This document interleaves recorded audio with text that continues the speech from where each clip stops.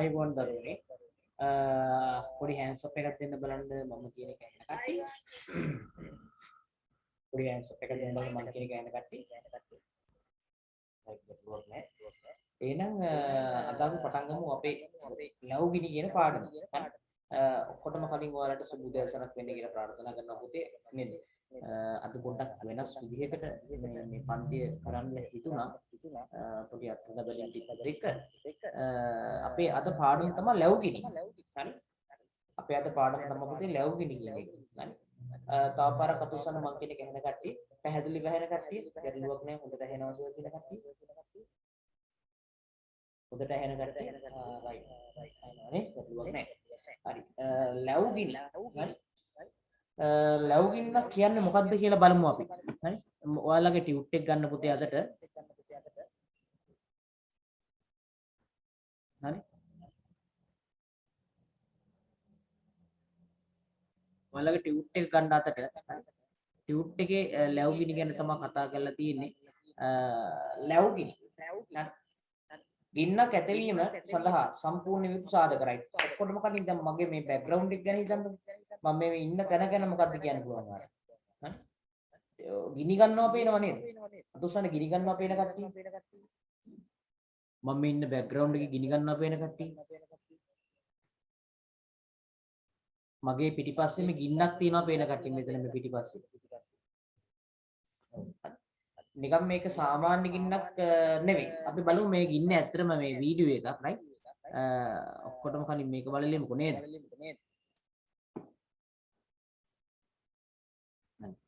මේක ඇවිල්ලා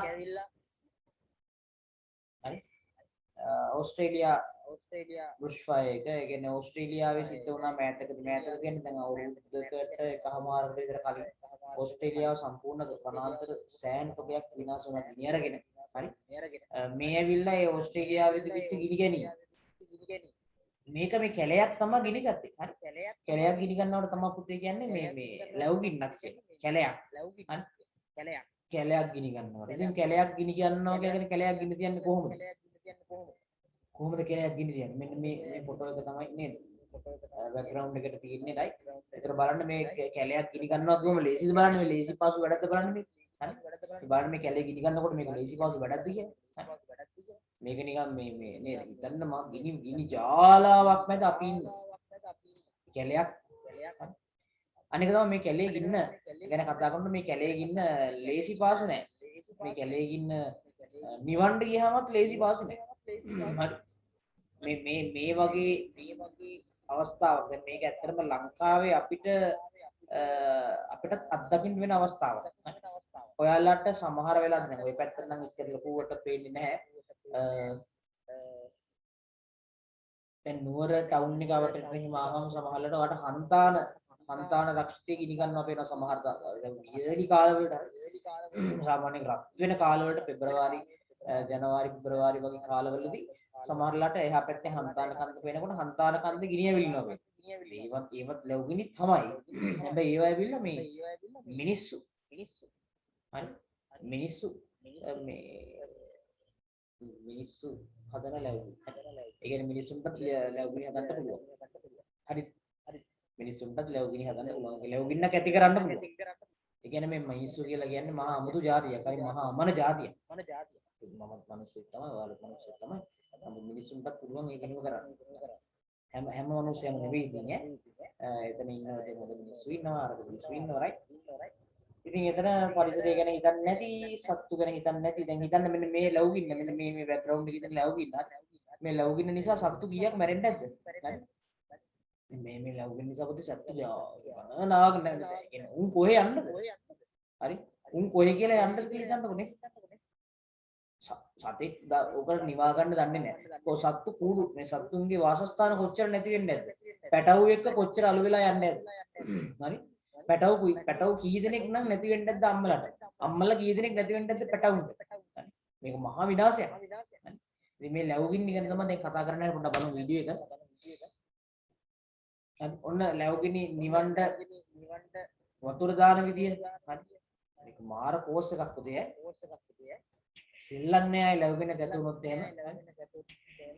සෙල්ලම් නෑ වතුර හලාගෙන යනවා ඉතින් වතුර හලාගෙන ගියාට ඒත් ඉතින් සමහර ලැබුම් තියෙනවා අති විශාල ලැබුම් තියෙනවා ඒවා මේ හරි අපහසුයි නිවන්න හරි මේ දිනේ ලැබුගින්නක් නිවන ආකාරය වඩන මේ ලැබුගින්න ගැන මම පොඩ්ඩක් මේ එන්ට්‍රන්ස් එක ගන්න මේ හරි ලැබුගින්නක් කියන්නේ මොකක්ද කියලා ඉන්න එපා ඔක්කොටම බලන්න ලැබුගින්න ගින්නක් මේක එක්තරාකාරයක ගින්නක් ගත්තාම නිවා ගන්න හරි අමාරුයි මාන රිස්ක් එකක් මේක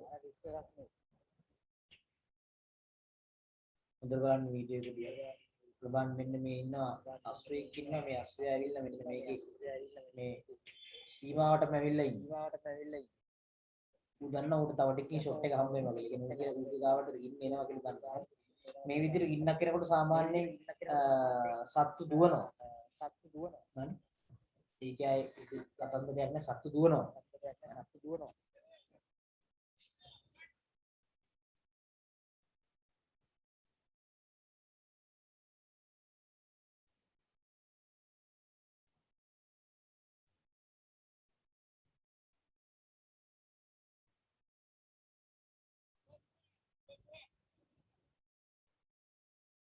හරි දැන් නිකන් හිතන්න මේ බුරුපුරා නැගෙන ගිනි ජාලාවක් මැද ඔයා ඉන්නවා හරි මොනවා කරන්නද කාට කියන්නද අනේ දෙවියනී කියලා දෙවියෝ දෙන්න තමයි වෙන්නේ නේද හරි සතෙකුට එහෙම හොත් ගන්නේ ඉතින් කොච්චර පාප කර්මයක්ද කොච්චර වැරද්දක්ද කියලා හිතන්නද නේ මේ කරන්නේ හරි ඉබේ ලැබුණේ නැති වෙන එක වෙනම දෙයක් ඉබේත් ලැබුණේ නැති වෙනවා අපි දැන් කතා කරනවා ලැබුණේ ගැන විස්තරාත්මකව කරයි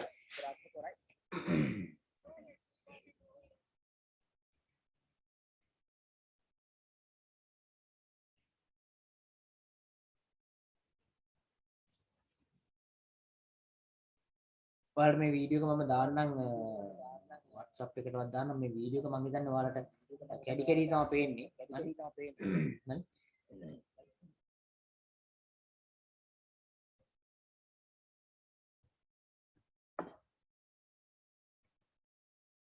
මේ වීඩියෝ එක මේ කම්පියුටර් එක නම් එක ප්ලේ වෙනවා රයිට් එතකොට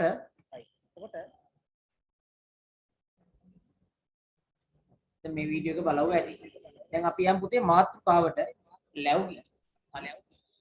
ලැබුගිනි ගැන කතා කරන්නේ මේ යන්නේ දැන් ඔයාලා ගාව ටියුට් එක තියෙනවා පෙරලා ගන්න ටියුට් එකේ මම හිතන්නේ 10 වෙනි පිටුව තමයි තියෙන්නේ ටියුට් එකේ හෑන්ඩ්ස් අප් එකක් දෙන ටියුට් එක තියෙන කට්ටිය ටියුට් එක මෙලහකටත් මම හිතන්නේ පුරවල ඇත්තේ ඔයාලා රයිට් ගින්නක් ඇතිවීම සඳහා සම්පූර්ණ වේතු සාධක තුනක් ඇත ගින්නක් ඇති වෙන්න සම්පූර්ණ වෙන්න ඕන සාධක තුනක් තියෙනවා කියලා කියනවා මොකද්ද පුතේ පළවෙනි සාධකේ හරි පළවෙනි සාධකේ ඔයාලා ලියන්න ඕන හරි අපි ඔන්න ඔතනදී යන් ටෙක්ස්ට් බුක් එක මේව කරන්න අපිට මේක පුරවන්න පුළුවන් ටියුට් එක හැබැයි නේ හරි මිනෝලගේ ටෙක්ස්ට් බුක් එක පුතේ හරි අති ඈත අතීතයේ සිටම වනාන්තරවල ලැබුණ මේ ලැබුණ කියන එක ස්වභාවික විපතක් right ස්වභාවික විපතක් කියලා කියන්නේ මේක ඉස්සර ඉඳන් තිබිලා තියෙනවා ඉස්සර කාලේ ඉඳන් තිබිලා තියෙනවා ලැබුණ කියන එක සාමාන්‍යයෙන් මේකෙදි වෙන්නේ වනාන්තර වේලිලා තියෙනකොට වේලිලා නේ අර පට්ට විදිහට වේලිලා තියෙනකොට මේ ඒ වගේ තියෙන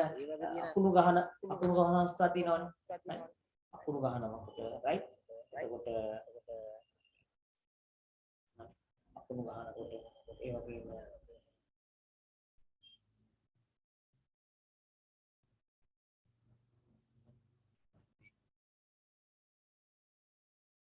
සාමාන්‍යයෙන් ගස් වල අතු දෙකක් එකට ඇතිල්ලිලා හරි ඉන්දර හොයාගත්තත් එහෙම නේද ඇතිල්ලීමකින් ඉන්දර හොයාගත්තේ හරි එතකොට ඒ විදිහට අපිට පුළුවන් මේ ලැබුණේ නැති වෙනවායි කියලා කියන්නේ හරි එතකොට ඔන්න හේතු දෙකක් තියෙනවා නමුත් ඔය හේතු ඔක්කොම කතා කරන්න කලින් මේ ගින්නක් ගැන පොඩ්ඩක් කතා කරමුකෝ ඔන්න පුතේ ගින්නක් ඇති වෙන්න සම්පූර්ණ වෙන්න ඕන සාධක තුනක් තියෙනවා ගින්නක් ඇති වෙන්න නම් මෙන්න මේ සාධක තුන සම්පූර්ණ වෙන්න ඕනේ. පළවෙනි එක තමයි දැවෙන ද්‍රව්‍යයක් තියෙන්න ඕනේ. ඒ කියන්නේ මේ ගිනි ගන්න පුළුවන් ගිනි ගන්නාසුළු ද්‍රව්‍යයක් තියෙන්න ඕනේ. උදාහරණ කිව්වොත් එහෙම දර. එතකොට එහෙම නැත්නම් ඉන්ධනයක්. එතන කුමන හෝ ඉන්ධනයක් තියෙන්න ඕනේ. කුමන හෝ ඉන්ධනයක් නේ දරත් ඇවිල්ලා ඉන්ධන කොට තමයි ඉන්ධනයක්. ඉන්ධනයක් කොහොම පෙට්‍රල් වෙන්න පුළුවන් ඩීසල් වෙන්න පුළුවන් කඩදාසි වෙන්න පුළුවන් දර වෙන්න පුළුවන් පිටුරු වෙන්න පුළුවන් නේ. එතකොට ඉන්ධන මොකක් හරි ඉන්ධනයක් තියෙන්න ඕනේ. ඉන්ධනයක් නැත්තම් ගිය ගන්න නැහැ. ඉන්ධනයක් නැත්නම් ගිනි ගන්න නැහැ පුතේ. ඊළඟට දහන පෝෂක වායුවක් තියෙනවා. දහන පෝෂක වායුව කියලා කියන්නේ මේ දැන් මේ ගිනි ගන්න ද්‍රව්‍යකුත් තියෙනවා. ඒ ගින්නට උදව් කරන වායුවක් තියෙනවා. ඒ ගින්නට උදව් කරන වායුවට තමයි කියන්නේ දහන පෝෂක වායුව කියන්නේ. ගින්නට උදව් කරන වායුවට තමයි කියන්නේ දහන පෝෂක වායුව කියලා. හරි. එතකොට සාමාන්‍යයෙන් දහන පෝෂක වායුවක් විදිහට ක්‍රියා කරන එකම එක වායුවේ තියෙන්නේ ඔක්සිජන් වායුව විතර. මේක හොඳට මතක තියාගන්න. ඔයාට O level, A level, campus හැම මගුලටම ඕන වෙනවා. හරි. ඔක්සිජන් වායුව තමයි ගිනි ගන්න ඕන වෙන්නේ. ගිනි කියන්නේ ඕනම දහනයකට. ඕනෑම දහනයකට අවශ්‍ය වෙන වායුව මොකද පුතේ? ඔක්සිජන් වායුව. වෙන කිසිම වායුවකින් දහනය වෙන්නේ නැහැ. දහනය පෝෂණය කරන්නේ නැහැ. දහනය කියන්නේ දැන් ඔයා නිකන් කල්පනා කරන්න දැන් ආදුස්සන වල ගෙදර දරලිප් තියෙන කට්ටිය. දරලිප් නැහැ කියලා කියන්න නම් එපා. එච්චර පොෂ් වෙන්න පාරයි. දරලිප් තියෙනවා නෙමෙයි. අපේ ගෙදර නම් නැහැ. අපේ ගෙදර නැති හේතුව මම කියන්නේ මම මේ ඉන්නේ ටවුන් එක මැද. නුවර ඉන්නේ. ටවුන් වල අපේ දරලිප් තියාගන්න බෑ. තියාගන්න ඉඩක් රයිට්. ඔයාලා ගෙවල් වල මම හිතන්නේ අනිවාර්යෙන්ම ඇති. හරි. ඔයාලට ඇති අනිවාර්යෙන්ම දරලිප්. දැන් දරලිපක් අරගෙන දරලිපක් ගාවම තියෙනවා මේ බටයක්. ලිපිට පිබෙන බටේ. ලිපට පිබින බටේ. ආදුසන එහෙම එකක් තියෙන කට්ටිය. දරලිප ගාව දෙකලා තියෙන කට්ටිය. දැන් මෙතන ගෑන් ළමයි ඉන්න ගෑන් ළමයි නේද හොඳට කරන්නේ නැති නේද? හරි. එතකොට ඔය ලිපිට පිබින බටේ මොකටද ඉතින් ලිපිට පිබින්නේ? මොකද්ද ඒකට හේතුව? ලිපිට පිබින්න හේතුව තමයි ඒ බටේ සමහර කට්ටිය එනවා මේ පිම්බහම නේද? පිම්බහම මේ හොඳට නේද? පිම්බහම ඔක්සිජන් යනවා. පිම්බහම කොහෙද පුතේ ඔක්සිජන් යන්නේ? පිම්බහම යන්නේ කාබන් ඩයොක්සයිඩ්. පිම්බහම යන්නේ මොන වායුවද? Carbon dioxide. ඒක කොහොමද වෙන්නේ? ඒ පුතේ සාමාන්‍යයෙන් අපි ආශ්වාස කරන්නේ නම් ඔක්සිජන්. ඒක දන්නවනේ වලනේ අපි ආශ්වාස කරන්නේ මොකද්ද? ඔක්සිජන් ආශ්වාස කරන්නේ. එතකොට අපි ප්‍රාශ්වාස කරන්නේ මොකද්ද? අපි ප්‍රාශ්වාස කරන වායුව තමයි පුතේ කාබන් ඩයොක්සයිඩ් කියලා කියන්නේ. එතකොට අපි පිබිනකොට පිබින්නේ මොන වායුවද එහෙනම්? අපි පිබෙනකොට හොඳ උස්මක් අරගෙන නේද පිබින්නේ? හරිනේ. හොඳ උස්මක් අරන්නේ පිබින්නේ. හරි. හොඳ හුස්මක් අරන් පිබිනකොට හුස්ම ගන්නකොට ඔක්සිජන් ගන්නවා පිබිනකොට කාබන් ඩයොක්සයිඩ් පිට කරනවා එච්චර සීන් එක right එහෙනම් පිට කරන්නේ මේ පිබින්නේ කාබන් ඩයොක්සයිඩ් ඒක සර් කියන්නේ දැන් ඔක්සිජන් කියන්නේ ඔක්සිජන් නේ වැරදි දැන් සර් කියනවා ඔක්සිජන් කියලා හරි ඒ නෑ වැරදි මම කියන්නේ ඔව් මෙහෙමයි ඔක්සිජන් නැති වුණාට පිබින්නේ කාබන් ඩයොක්සයිඩ් වුණාට ඒකෙන් මොකද කරන්නේ දරවල තියෙන අලු ටික මොකද කරන්නේ හරි දර අතර තියෙන දර වැහිලා තියෙන අඟුරු වැහිලා තියෙන අලු ටික රිමූව් කරනවා අලු ටික අයින් කරනවා පැහැදිලිද මම කියන්නේ නේ එතකොට ඒ අලු ටික අයින් කරාම පුතේ අලු ටික අයින් වුණාම මේ දර ටික හොඳට අඟුරු ටික හොඳට වාතනය වෙනවා එළියෙන් තියෙන වාතය ඇවිල්ලා හොඳට මේ නේද එළියෙන් තියෙන වාතය සාමාන්‍ය වායු ගෝලයේ පුතේ 121ක්ම තියෙන ඔක්සිජන් වායුව මම ඕක වායු ප්‍රතිශතය කියලා දෙනවා කලින් මම මතක ගන්නවා හරි එකට වැඩිපුරම තියෙන වායුව තමයි නයිට්‍රජන් සාමාන්‍යයෙන් වායු ගෝලයේ වැඩිම ප්‍රතිශතයක් අඩංගු වායුව තමයි නයිට්‍රජන් වායුව 78ක් තියෙනවා 100 කීයද 78ක් තියෙනවා 178ක percentage එකක් තියෙනවා 78% right 78 නයිට්‍රජන් තියෙනකොට හරි මම මේක හරි එතකොට 21% තියෙනවා පුතේ ඔක්සිජන් වායුව හරි ඔක්සිජන් වායුව තියෙනවා 21 ඒ කියන්නේ 21ක් 100ට තියෙනවා එතකොට ඔය දෙක තමයි සාමාන්‍ය මේ වායු ගෝලේ රන් කරන්නේ එහෙම කියමුනේ වායු ගෝලේ රන් කරන්නේ උන් දෙන්න තමයි වැඩිපුරම නයිට්‍රජන් හිටියට මෙලෝ රහක් නැහැ නයිට්‍රජන් කියන එක අපි කියනවා අපි ඉගෙන ගන්නවා 10 වසරට ගියාම 10 ඉගෙන ගන්නවා නයිට්‍රජන් කියලා අණුව හැදෙන්නේ ත්‍රිත්ව බන්ධනයකින් නයිට්‍රජන් සහ නයිට්‍රජන් ට්‍රිපල් බොන්ඩ් එකකින් හරි බන්ධන තුනකින් තමයි නයිට්‍රජන් අණුව හැදෙන්නේ එතකොට නයිට්‍රජන් වායුව එහෙම තියෙනකොට ඒ වායු අණුව කඩන්න හරියම හරිය බන්ධන තුනකින් බෙදලා තියෙන්නේ අපි ඒක කතා කරමු 10ට ගියාම ලස්සනට හරිද හැදෙන විදිහත් ඒක කියලා එතකොට එතකොට නයිට්‍රජන් කියන එක නා හරිම ස්ථායි වායුව. ස්ථායි කියලා කියන්නේ ඌව කඩන්න බෑ. ඌ විනාශ වෙන්නේ නෑ. ඌ එහෙමම සාමාන්‍යව 78% කියන එක එහෙමමයි. ප්‍රයෝජනයක් වෙන්නේ නෑ මහ ලොකුට. ඔය අකුණක් දෙකක් ගහනකොට පොඩ්ඩක් නයිට්‍රජන් චුට්ටක් කැඩෙනවා. හරි. එච්චරම තමයි. ඒ කියන්නේ විශාල ශක්තියක් වුණ නයිට්‍රජන් එක කඩලා නයිට්‍රේට් අයන බවට පත් කරනවා. එතකොට සර් නයිට්‍රජනීය පොහොර පොහොර හදන්න වෙන මෙකැනිසම් එකක් තියෙනවා. ඒකද කරන්නේ රසායනිකව වායුව අරගෙන වායුවට අමුතුවෙන් ශක්තියක් දීලා ඒක කඩන එක කරනවා. එහෙම ඒක තියෙනවා විවිධ ක්‍රම කීපයක්. අපි ඒක කතා කරනවා 11 වසරේ අන්තිම පාඩමේ. ඒක තමයි අද 11 වසරට පටන් ගන්න තියෙන්නේ. 11 වසර කට්ටියගේ අන්තිම පාඩම. ජෛව ගෝලය කියලා පාඩමක් තියෙනවා. ඒක පරිසරය ගැන කතා කරන්නේ. ඒකෙදි නයිට්‍රජන් චක්‍රය කියලා එකක් තියෙනවා. පුතේ ඒකනේ අපි කතා කරනවා. ඒ කියන්නේ රයිට්. මම කියන්න හදන්නේ මේ දර ලිපට පිවිනකොට බටෙන් ඒ බටේ අපි පිවින්නේ කාබන් ඩයොක්සයිඩ් වායුව වුණාට ඒ වායුවත් එක්ක ඒ අඟුරු අතර තියෙන අලු අනම්මනන් ටික අයින් වෙලා අනිකුත් වායුන් වලට හොඳට විවෘත වෙනවා. විවෘත වෙනකොට හොඳට ඔක්සිජන් එක ගැටෙනවා. හොඳට ඔක්සිජන් එක ගැටෙනකොට වුම් ගාලා නේද ගින්දර නගිනවා. හරි. අතුස්සන වන්න එක තේරුම් ගත්තේ. හෑන්ඩ්ස් අප් එකක් දැන් තේරුම් ගත්තේ. මම දැන් හැම්බෙලෙන් බලන්නේ ඔයාලා මේ පැත්ත බලන්න සර්. ඒ කියන්නේ මම මේ පැත්තේ ෆෝන් එකක් තියාගෙන මේ ෆෝන් එකෙන් තමයි ඔයාලාව මට පේන්නේ. හරි. මේ ඉස්සරහින් තියෙන ලැප් එක. හරි. රයිට්. එතකොට ඔක්සිජන් වායුව අනිවාර්යයෙන්ම ඕන වෙනවා. ඊළඟට පුතේ දැවෙන ගිනි ගන්නා උෂ්ණත්වය එහෙම නැත්නම් දැන් මේ ඕනම එකකට ඕනම එක සීමාවක් තියෙනවානේ. දැන් හිතන්නකෝ. උදාහරණ වලින් මම කියන්නේ හරි. දැන් ඔයාගේ ඉස්සරහින් ඉන්නවා යාළුවෙක්. දැන් ඉස්කෝලේ හරි. මේ වගේ සාමාන්‍ය කරනවා හරි. අනේ ඉස්කෝලේ ඉන්නවා ළමෙක්. ඒ ළමයාට දැන් ඔයා පිටිපස්සෙන් දැන් අයින්නවා. පොඩ්ඩක් මෙහෙම යන්නවා. කියලා කියන යාළුවෙක් ඉන්නවා. හරි. ඔන්න දැන් ඔයා එකපාරක් කරනවා. අනේ පාබං. පාගල හිතයි. ඔයා ඉතින් මොකද කරන්නේ? තව පාරක් කරනවා. අනේ මේ පාය තව පාරක් කරනවා. උන් තව පාරක් කරනවා. මොකක්ද අනේ පාපා. උන් තව පාරක්. මොකද්ද මම කියන්නේ? තව පාරක් කරනවා. ඕම කියලා 10 පාරක් විතර අයිනකොට අන්තිමට අරුවට එපාම වෙලා ඌ මොකද කරන්නේ? නැගිට්ටා ඔයාගේ පැත්තට යනවා දීගෙන කියන මොන මගුලක් දෙයක් කියලා නේද? ඒ කියන්නේ ඕන මේකක සීමාවක් තියෙනවා. ඒ වගේ තමයි හරි. ඒ වගේ තමයි දහනය කියන එකටත් මේ උෂ්ණත්ව සීමාවක් තියෙනවා. ඒ කියන්නේ දැන් අපි හිතමුකෝ දර දෙකක් කියලා. දැන් දර තියෙන එක සාමාන්‍ය සෙල්සියස් අංශක 20 විතර උෂ්ණත්වයේදී කොහොමවත් පත්තු වෙන්නේ නැහැ. හරි. දැන් මේ දර දෙක පත්තු වෙන්න නම් සෙල්සියස් අපි දුන්න උෂ්ණත්වය වැඩි කරන් යනවා. සෙල්සියස් 25 කරනවා. 25 දී පත්තු වෙන්නේ නැහැ.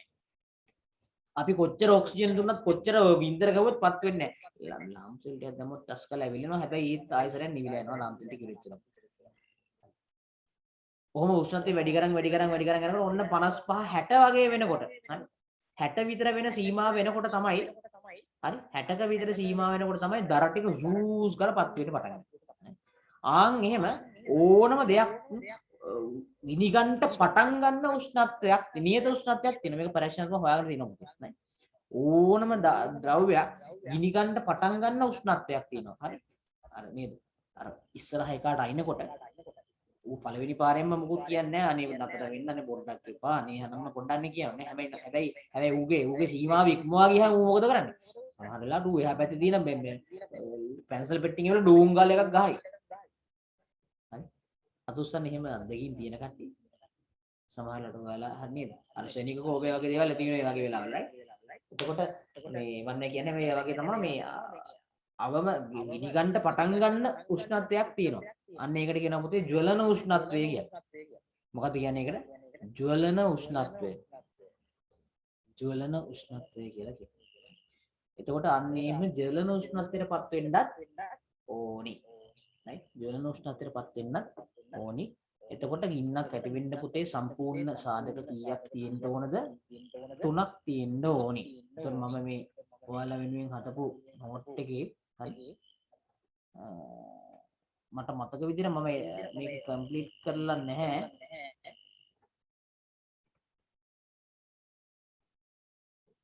හරි. එතකොට දැම්මම ලියා ගන්නකො ඔයාලා හරි. ඔයාලට දැම්මම මෙන්න මේ සාධක තුන ලියා ගන්න පුළුවනි. මෙන්න තියෙනවා ටියුට් එක. ටියුට් එකේ මුලින්ම අහනවා ගින්නක් ඇතිවීමට සම්පූර්ණ විදිහට සාධක තුනක් ඇත කියලා. ආන් ඒ තුනේ මෙන්න මේ තුන ලියා ගන්නට පළවෙනි එක මොකද්ද? දාහීය ද්‍රව්‍යයක් තියෙන්න ඕනේ. ඉදි ගන්න අවශ්‍ය කරන ද්‍රව්‍යයක් තියෙන්න ඕනේ. එතන ඕන වරහන් තුල ඉන්ධන කියලා දාගන්න. මේකට ඉන්ධන කියලා කියනවා. දාහීය ද්‍රව්‍යට කියනවා ඉන්ධන කියලා. දෙවෙනි එක ඔක්සිජන් වායුව ඕන. එහෙම නැත්නම් දහන පෝෂක වායුව ඕන. අංක දෙක ගාව හරි. අංක දෙක ගාව දාගන්න දහන පෝෂක වායුව කියලා. හරි. මම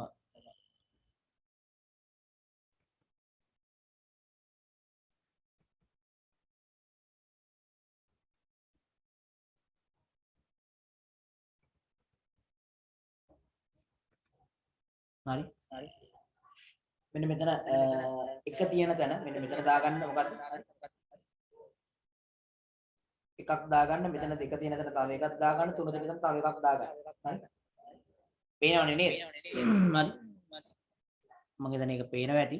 අවුලක් නැහැ. හරි. මගේ බෑග්ග්‍රවුන්ඩ් එකේ තියෙනවා නැත්නම් මේ මෙතන මේ ස්ක්‍රීන් එකේ තියෙනවා. මම ආයෙත් බෑග්ග්‍රවුන්ඩ් එකට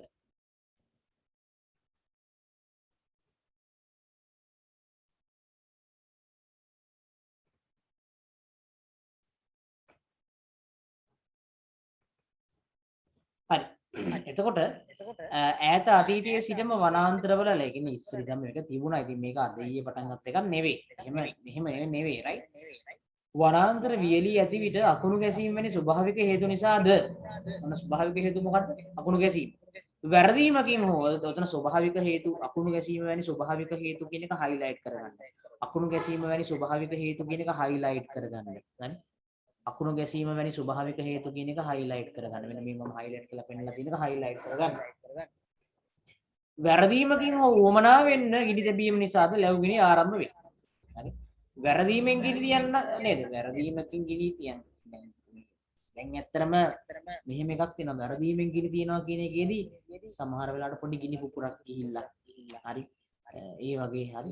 දැන් මේ මෑතකදී වැරදීමෙන් ඇතිවෙන ගිනි තමයි සාමාන්‍යයෙන් සමහර කට්ටිය ඔය වනාන්තර බලන්න කියලා යනවා. නේද? වනාන්තර බලන්න ගිහිල්ලා මේ ස්මෝකින් දුම්පානය එහෙම කරනවා. දුම්පානය එහෙම කරනකොට නේද? ඔය මේ බාගෙටපත් වෙන දුම් මැටි එහෙම නැත්නම් ගිනි මේ ගුරුවරම් මනම් එහෙම මේවා කළා නේද? ඒවා ඉතින් දානවා ඉතින් එහෙම. ටස් කරලා දානවා. ඊට පස්සේ එයා ඒක ගිනි දීපේ දැවීමේ පරමාර්ථයෙන් නෙමෙයි දාන්නේ. නමුත් අම්මරට ඔන්න පටන් ගත්තා ගින්න. දැන් මොකද කරන්නේ? වන්නේ කාට හරි කියනවද? නෑ කියන්නේ නෑ. එන්නේ ෂේප් එකේ මාරු වෙනවා. ඒකේ මාරු වෙන්න ඕන. හරි ඒ වගේම තියෙනවා. කියන්න එපා. එහෙමද කරන්න ඕනේ? නෑ ඉතින් Tamanට වැරද්ද. අන්න එක තමයි අර නේද? අන්න එක දැම්ම පුරුදු වෙන්න පුතේ. Taman අතින් වැරද්දක් වුණොත් අඩේ මට ඒ පුළුවන් නම් ඒක නිවන්න try කරන්න ඕනේ. හරි. පුළුවන් නම් නිවන්න try කරන්න ඕන. ඒක අවදානමක් ගන්න බැයි නම් හරි අවදානමක් ගන්න බෑ. ගොඩක් දෙනෙක් පත ගින්නක් තියෙනවා නැත් දිවා ගන්න බෑ. ඒ නැති අඩුමතර මේ නිවන හමුදාවට නෙවෙයි අඩු 119 හරි කතා කරලා කියන්න ඕන. අඩේ මෙහෙම එකක් වුණා. අඩුම නැත් Taman කරේ නෑ කියලාවත් කියන්න ඕන. කොහොම හරි කමන්නේ. ඒක එහෙම එකක් වුණා කියලා ඉන්ෆෝම් කරන්න ඕන. අදාළ පාර්ශවවල. තේරුණාද කියන්නේ? හරි. වැරද්දක් උනා කියලා ඒක නේද? එහෙම මේ අපේ ලංකාවේ සිංහල ජාතියේ සිංහල මිනිස්සුන්ගේ තියෙන ප්‍රශ්නයක් තමයි ඒක කරයි. වැරද්දක් වුණාට පිළිගන්නේ නැහැ. ගොඩම මේ නුවර මිනිස්සුන්ගේ තියෙනවා.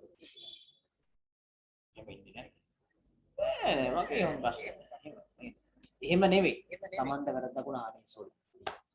පොඩි අවුලක් වුණා පොඩි මිස්ටේක් එකක් වුණා නේද? Tamanට Tamanගේ තියෙන්න ඕන ආත්ම ශක්තිය ගන්නේ. හරි මට වැරදුනා පොඩ්ඩක් right මම මේක හදා ගන්නම්. හරි කියලා නේද? පිළිගන්න. Tamanගේ ඉහළ එක්කනාගේ එක්කෙනෙකුට විතරක් නෙමෙයි. මම සරල උදාහරණයක් කියන්නම් පුතේ. ඔයාලා අහලා තියෙනවද රාහුල පොඩි හාමුදුරුවගේ කතාව? අතුසන්න රාහුල පොඩි හාමුදුරුවගේ කතාව අහලා තියෙන කට්ටිය? රාහුල පොඩි හාමුදුරුවෝ කියන්නේ කවුද? කවුද රාහුල පොඩි හාමුදුරුවෝ කියලා කියන්නේ? බුදුහාමුදුරුවන්ගේ නේද? බුදුහාමුදුරුවෝ කියන්න බෑ. ඇත්තටම සිද්ධාර්ථ කුමාරයාගේ පුත්‍ර රත්න. හරි? මේ සිද්ධාර්ථ කුමාරයාගේ පුතා. බුදුහාමුදුරුවෝ පුතා කියන්නේ බෑ සිද්ධාර්ථ කුමාරයා තමයි පස්සේ බුදු වුනේ. නමුත් එතකොට කොහොම හරි එහෙම වෙලා අවසානයේ මේ සිද්ධාර්ථ කුමාරයා බුදු වුණා. බුද්ධත්වයට පත් වෙන බුදුහාමුදුරුවෝ මොකද කරේ මේ තමන්ගේ පුතාවත් මහාන කරානේ. හරි තමන්ගේ පුතාවත් මොකද කරේ? මහාන කරා. හරි. මහාන කළා දැන් මොන්න දැන් අවුරුදු 7යි. මම හිතන්නේ මේක තියෙනවා ඔයාලගේ එක වසරේ හෝ දෙක වසරේ පොතේ. එක වසරේ හෝ දෙක වසරේ පොතේ තියෙනවා බුද්ධඝම පොතේ නෙවෙයි ඉස්කෝලේ පොතේ තියෙනවා බුද්ධඝම. ඉස්කෝලේ බුද්ධඝම පොතේ right. එතකොට ඒකෙදි මේ මට මතකයි මෙන්න මේ කාරණේ මේ සරියුත් හාමුදුරුවෝද කොහොමද සරියුත් හාමුදුරුවෝ වෙන්නේ නැති. සරියුත් මහරහතන් වහන්සේ මේ දැන් අතුගගා ඉන්නවලු. මිදුලාම දෙමින් ඉන්නවා. මිදුලාම දෙමින් ඉන්නකොට දැන් සරියුත් හාමුදුරුවන්ගේ සිවුරේ කොනක් ගෑවෙනවලු බිම පොළොවේ. සාමාන්‍යයෙන් මේ බුදු හාමුදුරුවෝ තියෙනවා මේ රකින්න. අපි වුණත් සාමාන්‍ය ඇඳුමක් බිම ගෑවෙන්න අදින්නේ නැහැනේ. සරමක් වුණත් බිම ගෑවෙන්න අදිනවද?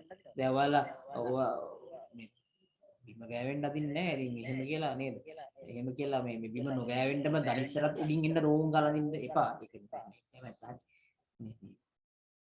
එතකොට අර අතන සිවුරේ කොනක් ගෑන පොළොවේ ගෑනකොට ඒක හොඳ නැහැ. හොඳ නැති ඒ කියන්නේ මෙතන ගෑවෙන එක හොඳ දෙයක් නෙමෙයි. ඉතින් ඕක උන්වහන්සේ දකින්නේ නැහැ. දැන් මේ පොන්චි රාහුල අවුරුදු 7යි. අවුරුදු 7යි කියලා කියන්නේ අපි හිතමු දෙක වසරේ වගේ. මේ දෙක වසරේ වගේ අලුතෙන් ආපු චූටි හාමුදුරුවෝ කෙනෙක් right. නමුත් ඉතින් මේ බුදුහාමුදුරුවන්ගේ පුත්‍රලා. බුදුහාමුදුරුවන්ගේ සිද්ධාර්ථ කුමාරගේ පුත්‍රලා. හරි. අපේ නාමල් බේබි වගේ තමයි. හරි. නාමල් බේබි වගේ තමයි. මේ උන්වහන්සේ මොකද කරලා තියෙන්නේ අර සරියුත් හාමුදුරුවන්ට අනේ මේ හාමුදුරුවනේ ඔබ වහන්සේගේ සිවුර කොනක් ගෑවෙනකොම සරියුත් හාමුදුරුවෝ "තොට මොකටද මගේ සිවුර?" කියලා කියලාද? නෑ නෑ එහෙම කියන්නේ සාමාන්‍ය එහෙම කියන්නේ උඹට ඒක තමයි පේන්නේ. උඹට ඇවිල්ලා මේ අතු පොට්ටක් අතු ගන්න බෑ. එහෙම කියලාත් නෑ. එහෙමද පොඩි හාමුදුරනේ හරි කියලා උන්වහන්සේ සිවුර හදාගෙන. දැන් ඒක ලොකු දෙයක්ුත් නෙවෙයි නේ. මොකද්ද? ඒකේ තියෙන ගන්න තියෙන දේ මොකද්ද?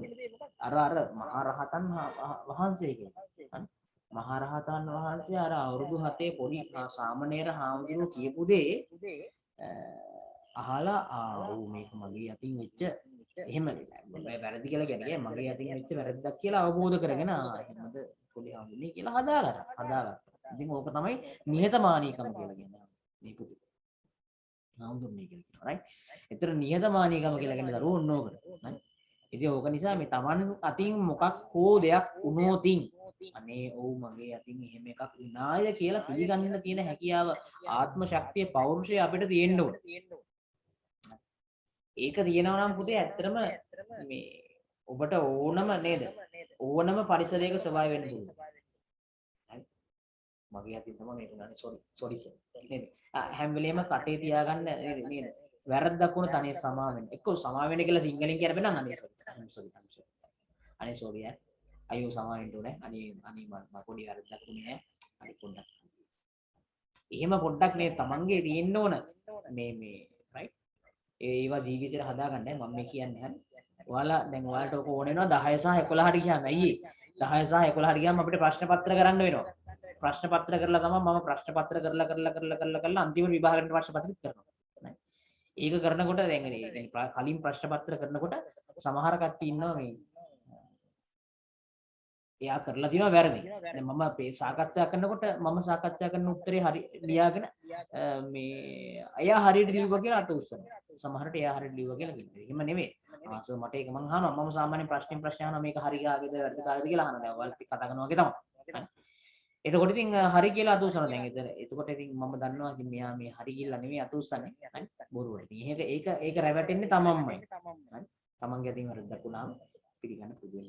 මම මේ කතා කරවුවේ එතකොට මේ ස්වභාවික හේතු නිසා පුතේ ඇති වෙනවා. ඒ වගේම මේ නොදැනුවත්කමින් ඇති වෙන්නත් පුළුවන් මිනිසෙක්ගේ අතින් උනත්. සමහර කට්ටිය ඉතින් දැනුවත්වම පොඩි නිකන් ආතල් එකක් ගන්න මඩට පොඩ්ඩක් ඉන්නක් ගාලා මාරුවෙම නේද මචං ඉස්සර ගාලා මාරු වෙනවා right. එහෙමත් තියෙනවා right. මේ ගත්තා. දැන් මාරු වෙනවා right. මාරු right. හරි. anyway ලැබුගින්නක් පැතිර යාමට උපකාර වන සාධක විභාගයට කෙලින්ම අහන්න පුළුවන් ඔක. ලැබුගින්නක් පැතිර යාමට උපකාර වන සාධක කීපයක් ඇත. මොනවද පුතේ මේ සාධක ටික? ඔයාලා දීලා තියෙන නිසා මම සාකච්ඡා කරන්න කරන්නේ දැවෙන ද්‍රව්‍යයක් ලෙස. මේකෙදි දැවෙන ද්‍රව්‍යයක් විතර 10 ද්‍රව්‍යයක් විදියට වියලි ශාක පත්‍ර හෝ වියලි කස් කඳන් ගණන් මනම් තියෙනවා නම් අම්මට හුදු සුතුස් ගාලා යනවා. වියලි ශාක පත්‍ර සහ වියලි ගස් කඳන් තියෙන සාමාන්‍යයෙන් කොයි කාලෙද? හොඳටම වහින කාලේ නෑ. හොඳටම වහින කාලේ තියෙන්නේ නැහැ. හරි. හොඳට පායන කාලේ තියෙන පුතේ. හරි. දැන් මේ කාලේ නම් මේ දවස්වල වහිනවනේ. හිටයින ඔයත් වහින හැමතැනම වහිනවා right. වහිනකොට තමයි ලැබුණේ ඇති වෙන්නේ නෑ ළමයි. වේලිච්ච කාලයක් වියලි කාලයක් එනවා. දැන් මේ මෙහෙට වැස්සා වුණාට හරි.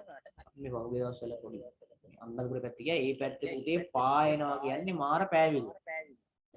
ඔයාලා නිකන් මේ ඊවරද ගියාද දන්නේ නැහැ. ගිහිල්ලා ගියා නම් බලන්න අනුරාධපුර පොළොන්නරුව හබරන ඔය සයිඩ් එකේ උදරම පායනවා. දබුලෙන් මෙහාට වගේ නම් පොඩ්ඩක් වහින්න පටන් ගත්තා right. නමුත් අර සයිඩ් එක සම්පූර්ණයෙන්ම පායනවා. මාර පෑවිල්ලක් තියෙන ඉතින් මේ වගේ කාලවලදී මේ වගේ වනාන්තර ඉක්මනට ගිනි ගැනීමේ හැකියාවක් තියෙනවා. ඒ කියන්නේ කොළ වේලිලා කොළ ගස් අතු වෙලිලා එහෙම දීති ඉක්මනට ගිනි ගන්න පුළුවන්. ඊළඟ ලෙවල් එක තමයි අධික උෂ්ණත්වය. අධික උෂ්ණත්වය තියෙන එකෙන් ජලන උෂ්ණත්වය හැදෙනවා නේ. අධික උෂ්ණත්වය පරිසර උෂ්ණත්වය වැඩි වෙන්න කියන්නේ මෙහෙම සාමාන්‍ය පරිසර උෂ්ණත්වය නම් මහා ගුණ වැඩි වෙන්නේ නැහැ. සෙල්සියස් අංශක 40ට වගේ යනකම් වගේ යන්න පුළුවන් ලංකාව තුල. ඒ වගේම මේ වාතයේ ආර්ද්‍රතාවය අඩුවෙන් පැවතීම. ආර්ද්‍රතාවය කියලා කියන්නේ පුතේ මේ ජල වාෂ්ප ප්‍රමාණය. මේ වායු ගෝලයේ ජල වාෂ්ප තියෙනකොට තමයි අර රිද්දක් දැම්මත්. රිද්දක් කොහොමද මේ වෙන වචන නෙවෙයි රිද්දක්. ක්ලෝත් එකක් ඇඳුමක් වැලක දැම්මත් සමහර දවස්වල වේලින් නෑ ඇඳුම. වැස්ස වැඩි දවස්වල කල්පනා කරලා බලන්න. වැස්ස වැඩි දවස්වල සාමාන්‍යයෙන් රෙද්දක් වෙල ගන්න අමාරුයි නේ. අමාරුයි. ඇයි ඒකට හේතුව? දැන් රෙදි තෙත රෙද්දක් වෙලිනවා කියලා කියන්නේ තෙත රෙද්දේ තියෙන ජල වාෂ්ප ටික වායු ගෝලයට එකතු වෙන්නේ. වායු ගෝලය කොහාටද? වායු ගෝලයේ ඉතින් මේ ජල වාෂ්ප වලට ස්පේසස් තියෙනවන වායු ගෝලය එකතු වෙන්නේ. ඉතින් තෙතමනේ වැඩි දවසක වැස්ස දවසක වගේ හැමතැනම වතුර පොළවේ. ඒ පොළවේ තියෙන වතුර ඔක්කොම වායු ගෝලයට ඇවිල්ලා ඒ කියන්නේ වායු ගෝලයේ වතුර ජල වාෂ්ප වලින් පිරීලා තියෙනවා. වායු ගෝලයේ ජල වාෂ්ප වලින් පිරීලා තියෙනකොට අර රෙද්දේ තියෙන වාෂ්ප ටික එහෙම නේද? රෙද්දේ ඇඳුමේ තියෙන ජල වාෂ්ප ටික ජලයේ ටික වාෂ්ප කරලා ගන්න වායු ගෝලයට තියාගන්න ඉඩ නැහැ. එතකොට අනේ ඔය රෙද්දේ වාෂ්ප ටික පොඩ්ඩක් ඉන්නේ. ඔයාලා පොඩ්ඩක් ඉන්න දැම්ම පොඩ්ඩක් ඉන්න එපා කියලා රෙදි කෑල්ලේ වාෂ්ප මේ ජලයේ ටික එහෙමයි. ඒ කියන්නේ රෙදි කෑල්ල වේලෙන්න වෙලා යනවා. හොඳට කල්පනා කරන්න හොඳට අවුව නැගත් දැන් සාමාන්‍යයෙන් ඔයාලා මේ ඔය වගේ වැස්ස කාලවල රෙදි වේල ගන්න මොකද්ද පාවිච්චි කරන උපක්‍රම? ඔයාලා ඒකට පාවිච්චි කරන්නේ අනිවාර්යෙන් ෆෑන් එකක් තියෙනවා නේ. ෆෑන් එකක් දාලා ෆෑන් එක ඉස්සරහින් අදාළ රෙදි ටික වලලා තියෙනවා. ඒකෙන් මොකද කරන්නේ? ඒකෙන් කරන්නේ ජල වාෂ්ප එනවා. එන ජල වාෂ්ප ටික හරවලා යවනවා. එන ටික හරව යවනවා. ගලාගෙන යන හුලං ධාරාවක් තියෙනවා නම් පුතේ ඉක්මනට වේලෙනවා. ගලාගෙන යනවා කියලා කියන්නේ මෙහෙන් එනවා මෙහෙන් යනවා. හරි. මෙහෙන් එනවා එක්කන් එනවා. මෙහෙන් එනවා එක්කන් එනවා. ගලාගෙන යනවා කියන්නේ ඒකනේ නේ. ගලාගෙන යන්න දෙනවනම් ඔන්න ඉක්මනට වේලෙනවා. හරි. එතකොට දැන් මෙතන කියන්නේ වාතයේ ආර්ද්‍රතාවය අඩුවෙන් පැවතීම කියලා. ආර්ද්‍රතාවය අඩුවෙන් තියනවා කියලා කියන්නේ. හරි. ආර්ද්‍රතාවය අඩුවෙන් කියලා කියන්නේ මේ හොඳට මේ වායු ගෝලයේ මේ වෙට් ගතිය අඩුයි, ඩ්‍රයි වෙලා, වේලිලා. ඔන්න එතකොට ඉතින් හොඳයි ලැබුමින් එකට වගේ මේ වගේ එකට ඉතින් හොඳයි. ඊකයක හුලං හුලං හැමීම නිසා හොඳට වුණා. හුලං හමනකොට අර බටෙන් හුලං ගහනවා වගේ තමයි. හරි.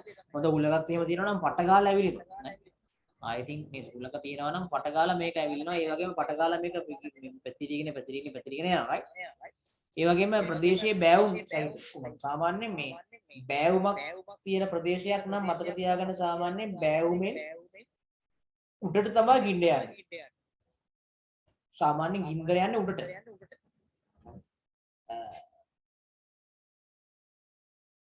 ඔයාලගේ වත්තේ ඔයාලගේ ගෙවත්තේ හරි වැටිලා තියෙන කොළ තියෙනවනේ. කොළ එකතු කරලා ගිනි තියලා තියෙනවා කියලා මම හිතනවා. කොළ එකතු කරලා ගිනි තියනකොට හොඳද? කොළ එකතු කරලා ගිනි තියනකොට කොළ අපි දුම් මෙච්චරක් විතර උස්ස ගොඩක් ආව කියලා. ඒ ගොඩේ උඩින්ම ගිනි කූර ගහලා තිබ්බොත් එහෙම උඩ ටික විතරක් පත්තු වෙලා මේ ඒ ටික පත්තු වුණාට පස්සේ අලුණාට පස්සේ නිවිලා යනවා. යට ඔක්කොම කොළ ඉතිරි. තේරුණාද කියන්නේ? හරි. ඒ කියන්නේ ගින්දර හැම වෙලේම පුතේ උඩට යන්නයි බලන්නේ. පහළට එන්නේ නැහැ. හරි. එතකොට මේ වගේ අවස්ථාවක ගිනි කොටේ මැදට පුළුවන් තරම් මැදට ගින්දර දාලා ඊට පස්සේ ඒ ගින්දර වැහෙන්න අර යට තියෙන කොළ ටික උඩට දාන්න ඕන. එහෙමනේ කරන්නේ සාමාන්‍යයෙන් ගිනි ගහනකොට ඔයාලා ගිනි ගන්න ගහන ක්‍රම දැකලා ඇතිනේ නේ ඔයාලගේ අම්මලා තාත්තලා නේද සීයලා අම්මලා ආච්චිලා නේද මේ විදිහට ගිනි ගහන්න ඒවා යනවා නේද ඒක දැකලා ඇති. ඒතර මේ විදිහට අනිවාර්යෙන් මතක තියාගන්න ඒකෙන් යන්නේ ගින්දර හැම වෙලෙම උඩට තමයි යන්නේ. ඒ වගේ තමයි බෑවුම් ප්‍රදේශයක් නම් මේ බෑවුමේ ඉහළට තමයි ගින්දර පැතිරීගෙන යන්නේ. බෑවුමේ ඉහළට තමයි මේක යන්නේ. ඒතර ඒකත් මතක තියාගන්න මේ ගින්න පැතිරීමට ගොඩක්ම හේතු වෙනවා. ඊළඟට ඔන්න අවසාන කාරණා ටික ලැබුගින්න කතිසින්ම භයානකයි. දැන් මම කිව්වා භයානකයි කියන කතාව නේද? මේක ඇවිල්ලා මේ සුතුස් කාලා ආයේ ඇවිලෙනවා. ඇවිලෙනා හැම තැනම පැතිරෙනවා. වට ගාලා යනවා. ඉතා උස් ගිනි කන්දක් අධික වේගයෙන් ඉදිරියට ඇදී යාමක් නෙවෙයි. ඒතර අර එන්න ලොකු ඉදි කඳක් මේක මුංගල යනවා. ඇවිලිලා යනවා. මෙම ගින්නෙන් නැගෙන දුම්රටු. මේක කියන්නේ දුම් හරි. මීටර 10 ගාණක් ඉහළ වායු ගෝලයට යනවා. සෙල්ලන්නේ. ගින්නෙන් බොහෝ ඈත පිහිටි ප්‍රදේශවලට ගිනි රොටු ඉහළින් ගොස් වැටීම නිසා දැන් මේ ගිනි රොටු කියලා කියන අර මුරුත් එක්ක යන රොටු ටික නේ. රොටු ටික අපි හිතමු ගොඩ ඈතට වෙහෙනවා. ඉහළ වැටලා තවත් සමහරලාට ගිනිය ගන්න පටන් ගන්නවා. මේ මෙතනින් තියෙන රොට්ටක් නෙවෙයි රොට්ටක් ඈ. ගිනි රොටු. හරි. මේ ගිනි රොට්ටක් ඇවිල්ලා නේද? රොටු ගිහිල්ලා මේ වෙන මීටර 10 ගාණක් ඈත දින වනාන්තරයෙන් උනත් වැටිලා ගිනි ගන්න හැකියාව තියෙනවා. ඉතින් සෙල්ලම් නෑ පුතේ. තමයි අමාරුයි. මේකක් ඇති වුණොත් ලංකාවේ එච්චර ලොකු වනාන්තර නැති නිසා හොඳයි. ඕස්ට්‍රේලියාව වුණේ ඒකනේ. ඕස්ට්‍රේලියාව සම්පූර්ණ අක්කර ගාණක් 10 ගාණක් විනාශ වුණා. පොඩ්ඩක් ඔයාලා බලන්න සර්ච් කරලා බලන්න YouTube එකේ හරි. ඔය වීඩියෝස් ටිකක් එහෙම අරගෙන බලන්න කොච්චරක් හානි වුණාද අනම්මනම් බලන්න. රයිට්. හරි ඊට පස්සේ දැන් මෙහෙමයි ඕස්ට්‍රේලියාවේ ලංකාවට වඩා සෑහෙන ගුණයක් ලොකුයි ඈ. ලංකාවේ චුට්ටි මුතු වැටේනේ. අමුතු වැටේ. ඕස්ට්‍රේලියාවේ මුතු වැටේ වගේ මේ මෙන්න මේ වගේ සෑහෙන ගුණයක් ලොකුයි. එතකොට ලැබුගිනි හේතු කොටගෙන වනාන්තරවල ශාක හා සත්ත්ව ප්‍රජාව විනාශ වීමට පත්වීම සිදුවේ. එමෙන්ම ලැබුගිනි වලින් ඇතිවන දුම්මගින්ද ජීවීන්ට හානි සිදුවේ. හරි. දුම්මුතින් ජීවීන්ට හානි වෙනවා. ඉතින් මේ සත්තුන්ගේ වාසස්ථාන විනාශ වෙනවා. වාසස්ථාන විනාශ කෙන්ගුරුවෙකුත් ඉන්න පේනවා. මෙතන පේනවනේ. කෙන්ගුරුවෙක් ඉන්න පේනවනේ මෙතන. පව් කෙන්ගුරු වරයි. උදින් මේ ඔහුගේ වාසස්ථාන විනාශ වෙනවා. උට ඉන්න තැනක් නැහැ. උට යන එන මං නැහැ. යන එන මං නැති වෙනවා. කොච්චර අසරණ මරණයක්ද බලන්න පුතේනේ. කොච්චර අසරණ මරණයක්ද බලන්න. ඕකේ ඉන්න කැලෑවේ ඉන්න මහා සතාගේ ඉඳලා අලියාගේ ඉඳලා චූටි කූඹියා දක්වා මුන් ඔක්කොම ටික ගින්නට අලු වෙනවා. මේක මාරම ව්‍යසනයක් තමයි. ඒක නිසා ඒක ගැන පොඩ්ඩක් මේ වගේ ජීවිත හානි පට්ට වැඩි කියන එක මතක තියාගන්න. හරි. පට්ට වැඩි කියන මතක තියාගන්න ජීවිත හානි ටික. ඊළඟට එමගින් ශ්වසන අපහසුතාවෙන්ම මරණ සිදු වූ අවස්ථාද ඇති වේ. ඒකට මේකදී මරණ සිදුවීම වෙනවා. මරණත් ඉතින් ඇති වෙනවා පුතේ. 2016 වර්ෂයේදී ශ්‍රී ලංකාවේ වනාන්තර අක්ක 4000ක් විතර ගින්නෙන් විනාශ වෙලා තිනවා ශ්‍රී ලංකාවේ. රයිට්. ඔතනින් ලැබුගිනි කියන කොටස මොකද වෙන්නේ පුතේ? ඉවර වෙනවා. අපි චුට්ටක් බලමු ලැබුගිනි වලට තියෙන ප්‍රශ්න තියෙනවද කියලා මේකේ. පළවෙනි එක නෑ, දෙවෙනි එක, තුන්වෙනි එක. 4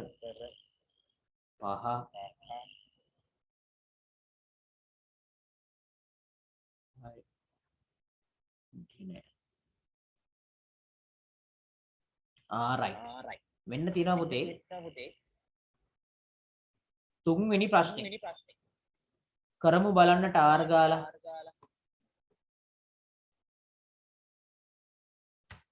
මේ තුන්වෙනි ප්‍රශ්නේ කරමු බලන්න ඉක්මනටම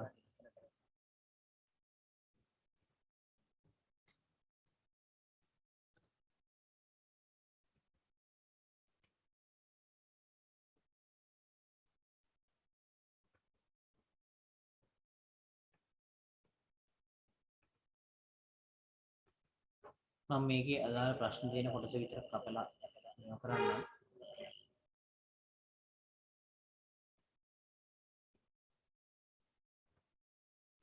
දැන් මේ කතා කරපු ටිකෙන් ලියාගත්ත එකේ ලස්සන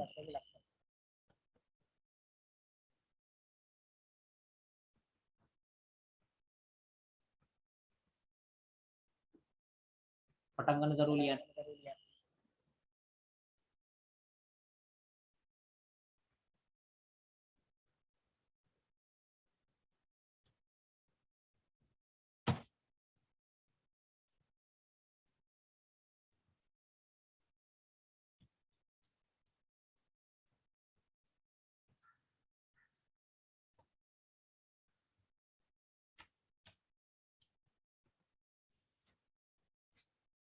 පටන් ගන්න බලන්න ඔය ටික ලියන අතරේ මම පොඩි දෙයක් කියන්නම් මේ ඔයාලගේ දැන් අපි ටික ටික දැන් සිලබස් එක කරයි වගේ දැන් මගේ සිලබස් එක මට ලතාව සති දෙකකින් ඉවර කරලා දාන්න පුළුවන් මම එහෙම කරන්නේ නැහැ මම මේ අතරේ පුතේ දානවා පොඩි වීඩියෝස් කීපයක් ඔයාලගේ 10 වසරට ඕන කරන 9 ඉගෙන ගත්ත මූලිකාංග ටික හරි බේසික් කන්සෙප්ට් ටිකක් මම ආයසරයක් හයිලයිට් කරලා ඒ කියන්නේ ඒ ටික විශේෂය කරලා නේද අපි 10 වසරට ගියාම අපිට බයෝ කියලා බයෝ වෙනම ඉගෙන ගන්න. ඒ කියන්නේ ජීව විද්‍යාව වෙනම ඉගෙන ගන්න තියෙනවා.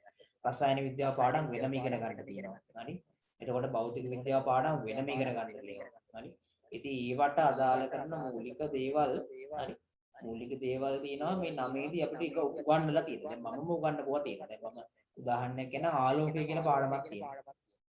අපි කතා කරනවා කිව්ට් එකක් පවර් දුන්නා නේද වලට ඒ ආලෝකය කියන පාඩමේ ඔව් ආලෝකයේ පාඩම මම දුන්නා ටියුට් එක රයිට් ආලෝකය කියන පාඩම අතිශය වැදගත් පාඩමක් 11 වසරේ. ඒ කියන්නේ ඕ ලෙවල් වලට වැදගත් පාඩමක්. හරි. ඒකේ තියෙන මූලික දේවල් ටික. එතකොට මේ 10 වසරට අල්ලලා 11 වසරට අල්ලලා තමයි මම කියලා දෙන්නේ. එතකොට දැන් අර පරමාණු ගැන කතා කරනකොට පරමාණුක ව්‍යුහය ගැන කතා කරනකොට පරමාණු කියන පාඩම් ටික ආයේ සුපිරි පාඩම් ටිකක් ආයේ නියම පාඩම් ටිකක් ලේසි පාඩම් ටිකක්. අල්ලගන්න තියෙන අල්ලගත්තොත් ආයේ ගොඩේ ගොඩ නැත්තම් අල්ලගත්ත නැති ගන්න ඉත බහක්ම තමයි. අල්ලගත්ත නැත්තම් අයියෝ සර් පරමාණු සර් අයියෝ එහෙම තමයි ඉන්න වෙන්නේ. ඒතොර එහෙම ඉන්නේ නැතුව නේද? ඒක අල්ලගෙන හිමින් ලස්සනට වැඩේ කරගෙන යන්න තමයි. මේකට 10 පාඩම් පටන් ගන්නට කලින් අපි 10 වසරේ ගන්නන්න පටන් ගනී ගොඩක් දුරට දෙසැම්බර් මාසේ වගේ 10 වසරේ 10 වසරේ පටන් ගනීවි.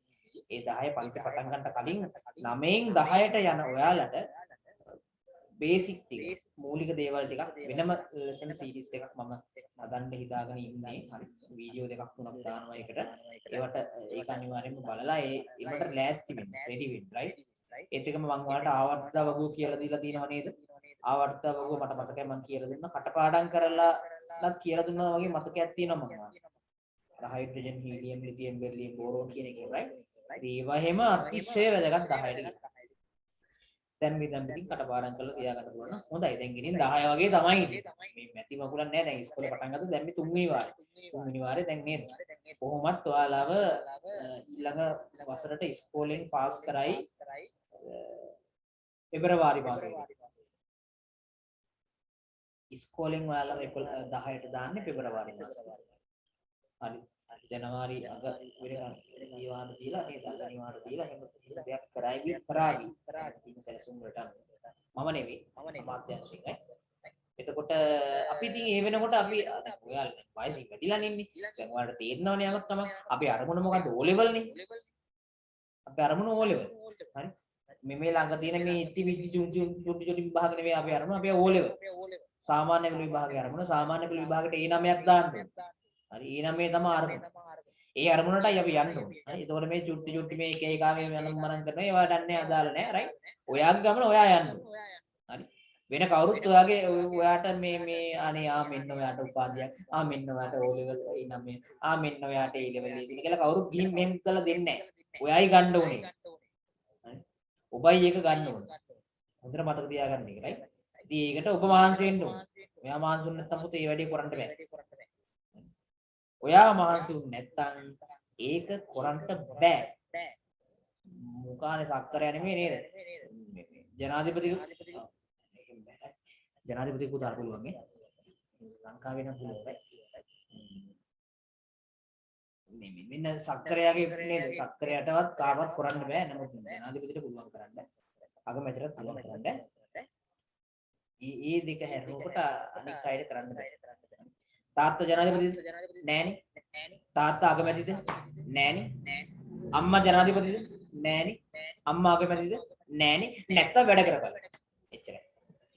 නැත්තම් වැඩ කරපළ. වැඩ කරන්න නැත්නම් නම් උඹේ පුතේ උඹලට ඉස්සරහට යන්න හම්බෙන්නේ නෑ. හරි. මේ හරි. රයිට්. අත උස්සන්න ලීලි ඉවර කට්ටි.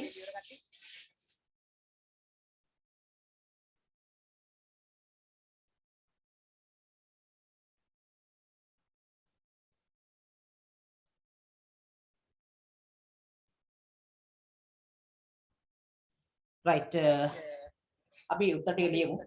ඒත් එක්කම මේ කියන්නේ කියමුදුනනේ. දැන් අර මම 10ට අවශ්‍ය කරන බේසික් ෆන්ඩමෙන්ටල්ස් ටික කරනවා.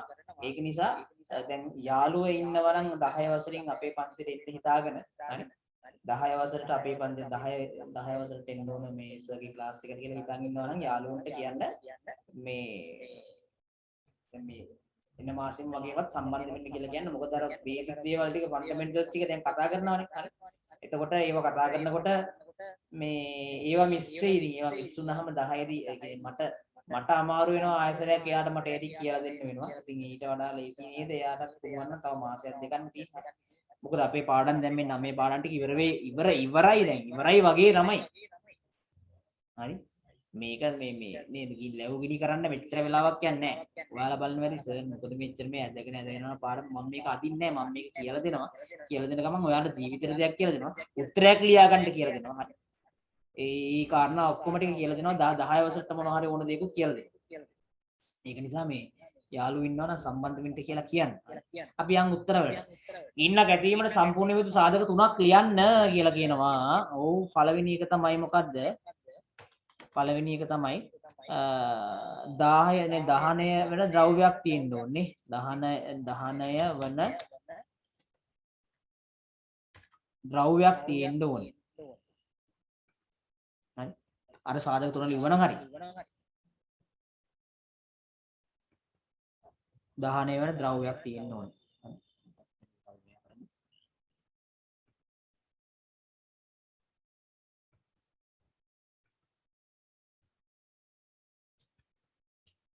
දහනය වෙන ද්‍රව්‍යයක් තියෙන්න ඕන පුතේ. ඊළඟට මොකක්ද තියෙන්න ඕන? දහන පෝෂක වායුවක් තියෙන්න ඕන. දහන පෝෂක වායුවක් තියෙන්න ඕන. හරි. දහන පෝෂක වායුවක් තියෙන්න ඕන. ඊළඟට මොකක්ද තියෙන්න ඕන? ජ්වලන උෂ්ණත්වයට පත්වීම. ජ්වලන උෂ්ණත්වයට පත්වීම. හරි. ජ්වලන උෂ්ණත්වයට පත් වෙන්නත් ඕනේ. හරි. මෙන්න මේ සාධක ටික තියෙන්න ඕනේ. ලැබුගිනි පැතිර යාමට උපකාරී වන සාධක 4ක් දක්වන්න කියලා කියනවා. අයියෝ සිම්පල් කේස් එකක් නේ. හරි. හරි. ලැබුගිනි පැතිර යාමට උපකාරී වන සාධක 4ක් ඔබට අර අපි කතා කරපු සාධක ටික තියෙනවා.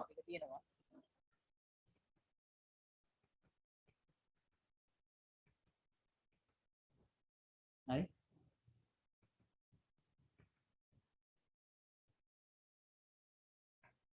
මේ තියෙන සාධක ටික රයි. මේ සාධක ටිකෙන් හතරක් ලියවනම් හරි. හතරක් නේද අහන්නේ?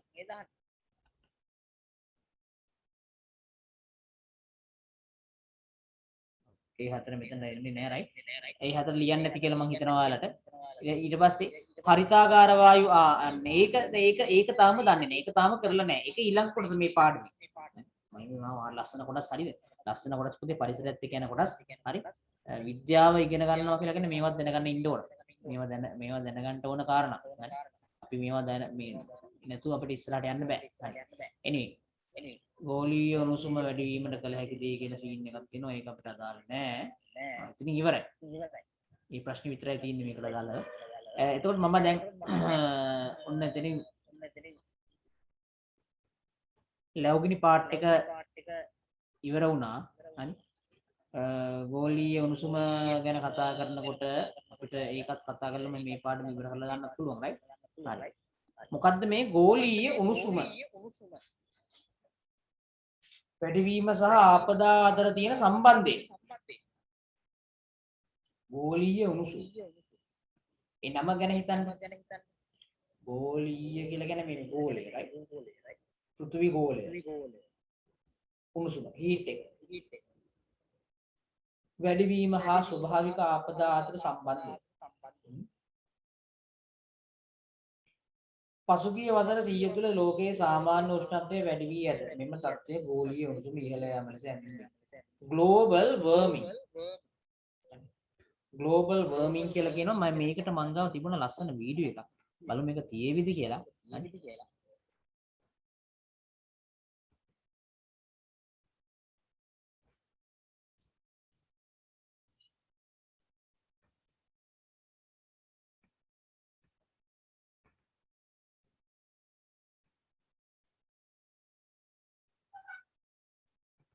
හරි.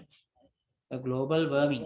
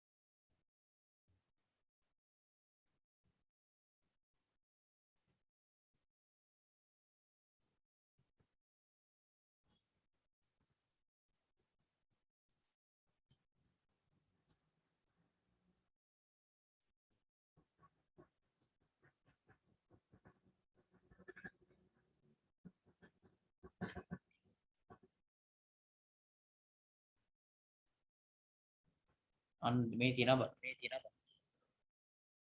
හරි. මෙන්න මේ වීඩියෝ එක දිහා හොඳට බලන්න. මේක බලනකොට අපිට තේරෙයි මොකක්ද මේ ග්ලෝබල් වර්මින් කියලා කියන්නේ. ඒක මම මේක එකපාරක් පෙන්නලා තියෙනවා ඔයාලට මට මතකයි පෙන්නලා තියෙනවා. right? නැවත සැරයක් පෙන්නන්නේ මොකක්ද මේ ගෝලීය උණුසුම කියලා කියන්නේ. එදා බලන්න බැරි වෙච්ච කට්ටිය සහ එදාට ඒකට සහභාගී වෙන්න බැරි වෙච්ච දරුවන්ට තමයි මම මේක පෙන්නන්නේ. ගෝලීය උණුසුම.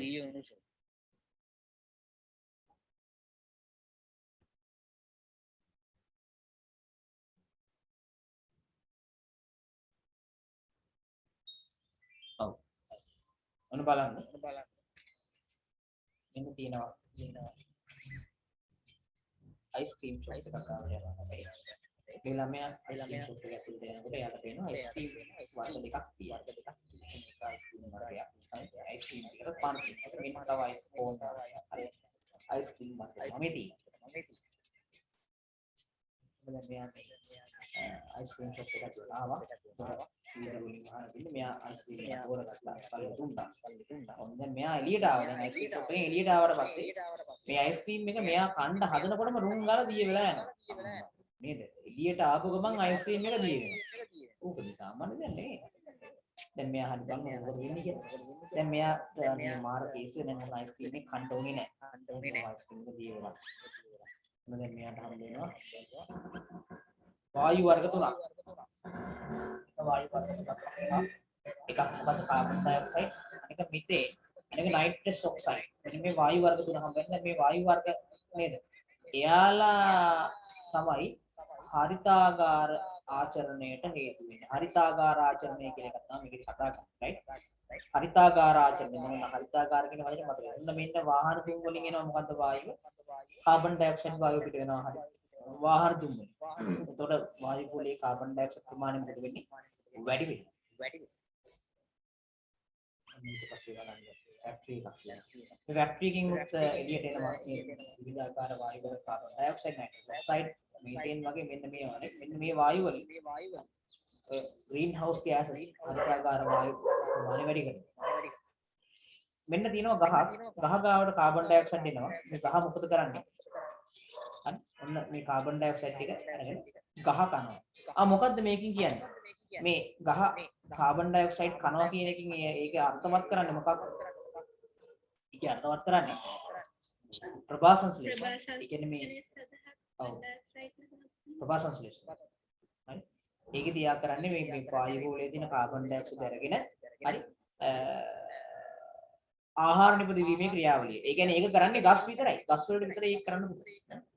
ගස් වලට විතරයි මේක කරන්න පුළුවන්. මම මේ වීඩියෝ එකපාරකට පෙන්නවවාල. ඔන්න එතකොට මේකෙන් පෙන්නනවා මෙන්න මේ. ඒතකොට එයාගේ ක්‍රියාවට පුළුවන් කාබන් ඩයොක්සයිඩ් අයින් කරන්න, right? දැන් කොහොන එක රැයකින් හරි රැය වගේ මේ මිනිස්සු මොකද කරන්නේ මේ පරිසර දූෂණය කරනවා. මිනිස්සු පරිසරය දූෂණය කරලා නේද? බිල්ඩින්ග්ස් හදනවා, පාරවල් හදනවා නේ අනම් මනම් කොහොම කරලා නේ අවසානයේ දැන් ගස් ටික නැහැ. ඩිෆොරස්ට්‍රේෂන් කියලා කියන්නේ වන විනාශය කරනවා. වන විනාශය කරනම ගස් නැහැ. විල්පත්තු වන විනාශය නේ. ඔන්න දැන් ගස් නැති වුනහම දැන් කාබන් ඩයොක්සයිඩ් උරා ගන්න කවුරුත් නැහැ. මේ කාබන් ඩයොක්සයිඩ් උරා ගන්න කවුරුත් නැති වෙනවා. ඒ කියන්නේ කාබන් ඩයොක්සයිඩ් බැලන්ස් එක. ඒ කියන්නේ කාබන් ඩයොක්සයිඩ් තුලිතතාවය වෙනස් වෙනවා. හරි? දැන් ඒතර මොකද වෙන්නේ කියලා බලන්න. මේ කාබන් ඩයොක්සයිඩ් වල ටික මෙයාව එක්කන් එනවා කොහරද? වායු ගෝලයේ ඉහළ ස්තරවලට එක්කන් යනවා. මෙන්න බලන්න වැඩි. මෙන්න මෙයාට පේනවා දරුවනේ. ඔය එකතු වෙන වායු ටික carbon dioxide වායුව, nitrous oxide වායුව, methane වායුව කියන වායු වර්ග තුන එකතු වෙලා මෙන්න මෙහෙම මේක වටේට මේ වගේ ලේයර් එකක් හදනවා.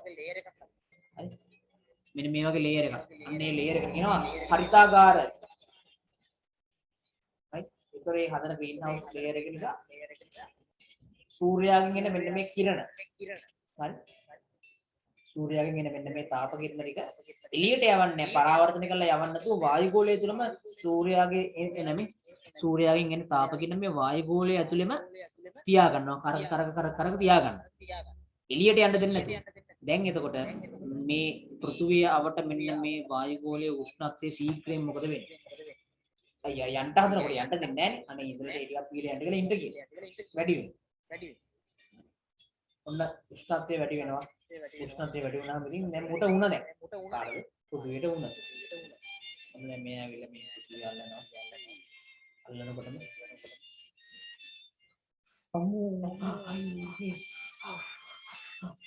kalau TV nih, bukan ini, atau picuna, right? Onne no, ini dokter. Au mama ave wagi di balanne, katarin, mata area, on katai, onna ustad mana ge, otak kan purna ustad mana, ini taramata unamuta, ani, Galaxy Hospital, Viswa Rohan, Dr. Mas, Dostra Angahar, logo itu main, global warming කියලා කියන්නේ ගෝලීය උණුසුම the thicker layer of greenhouse gases traps more heat මේකෙන් පුළුවන් ගොඩක් trap more heat ගොඩක් heat එක රඳවගෙන තියාගන්න පුළුවන් this results in an increase in the average temperature of the earth and the earth becomes hotter and hotter උෂ්ණත්වය වැඩි වෙගෙන යනවා right this is called global warming මේක තමයි හරිතාගාර ආචරණය කියලා කියන්නේ හරිතාගාර ආචරණය උෂ්ණත්වය වැඩි වෙනවා if we do not take steps to reduce global warming, it will lead to loss of human life. මේක නිසා ගොඩාක් මනුෂ්‍ය ජීවිත නැති වෙන්න ප්‍රවාහය තියෙනවා. මේකට පියවර ගත්තේ නැත්තම්. ඉතින් දැන් මොකද්ද මේකට තියෙන පියවර? මේක නැති කරන්න ගන්න පියවර. මේක නැති කරන්න ගන්න තියෙන පියවර තමයි නේද ප්ලාන්ටිං. ඒ කියන්නේ ප්ලේන්ටිං නේ ප්ලාන්ටිං මේ වගා කිරීම. ගස් හිටවන්න ඕනේ. හරි. මම මේ ගස් හිටවන එක ගැන කතා කරා ඔයාලා ගැන නේද අර පාඩම් ගොඩේක මම කතා කරා පුතේ. හරි. ගස් හිටවනවා. මේකට බලවන විදිහ බලන්න. plant more trees ගස් හිටවන්න ඕන. reduce reuse and recycle. හරි. use less hot water. hot water පාවිච්චි කරන එක අවම කරනවා. hot water heat එක අයින් කරනවා නේ. කරන්න ඕනේ. හරි. turn off electronic devices when not in use, right? spread awareness. සල්විල්පත් වෙන්න ඕනේ මේ හැම දෙයක් ගැනම. හරි. ඔන්න එතකොට පුළුවන් චූන් එකේ පෘථිවියට උනත් ඉන්න. හරි. පෘථිවිය උනත් මිනිස්සෙක් නේ. එහෙමද? එහෙම කියන්නේ බෑ. හරි. මේ ওই විදිහට තමයි මේ ග්ලෝබල් වර්මින් ගැන මට ඔයාලට කියලා දෙන්න තියෙන්නේ. හරි. ඒක තමයි හරිතාගාර ආචරණය කියන්නේ. එතකොට මේ ඒ தত্ত্বය ගෝලීය උණුසුම ඉහළ යාම කියලා කියන right. ඒ කියන්නේ මේ ගෝලීය උණුසුම උෂ්ණත්වය ලෝකයේ සාමාන්‍ය උෂ්ණත්වය වැඩි වීමට තමයි කියන්නේ ගෝලීය උණුසුම ඉහළ යාම කියන්නේ. හරි. මෙසේ උෂ්ණත්වය වැඩි වීම සඳහා ප්‍රධාන හේතුවක් ලෙස විද්‍යාඥයන් දක්වන්නේ වායුගෝලයේ හරිතාගාර වායු වල සාන්ද්‍රණය වැඩි වීම. අන්න highlight කරගන්න මෙන්න මේ කැලේ. මේ උෂ්ණත්වය වැඩි වෙන්න හේතුව මොකද්ද පුතේ? මේ වායුගෝලයේ තියෙන හරිතාගාර වායු වල සාන්ද්‍රණය වැඩි වෙන එක. අපි කියනවා ඒකට මේ green house gases කියලා. මේ green house gases ටික වැඩි වෙන්න එයාලට පුළුවන් trap more heat. ඒ කියන්නේ එයාලට පුළුවන් මේ පෘථිවිය දිහාවට එන ආලෝක කිරණ වල තියෙන තාප කිරණ වලට යන්න දෙන්නේ නැහැ. සාමාන්‍ය පෘථිවියට කිරණක් වටනහම මේක වැටලා පරාවර්තන වෙලා යනවා.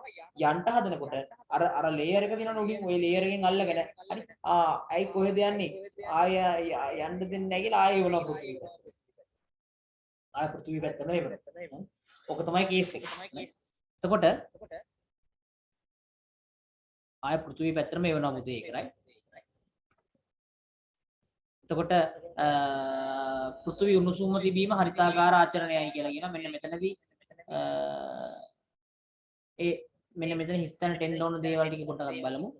මේකට අපිට මම ටෙක්ස්ට් බුක් එක රෙෆර් කරලා තමයි හදලා තියෙන්නේ. ටෙක්ස්ට් බුක් එකට යන් අපි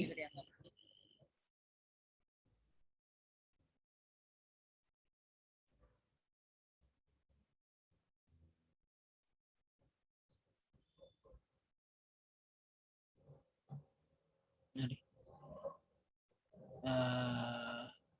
ඔව්.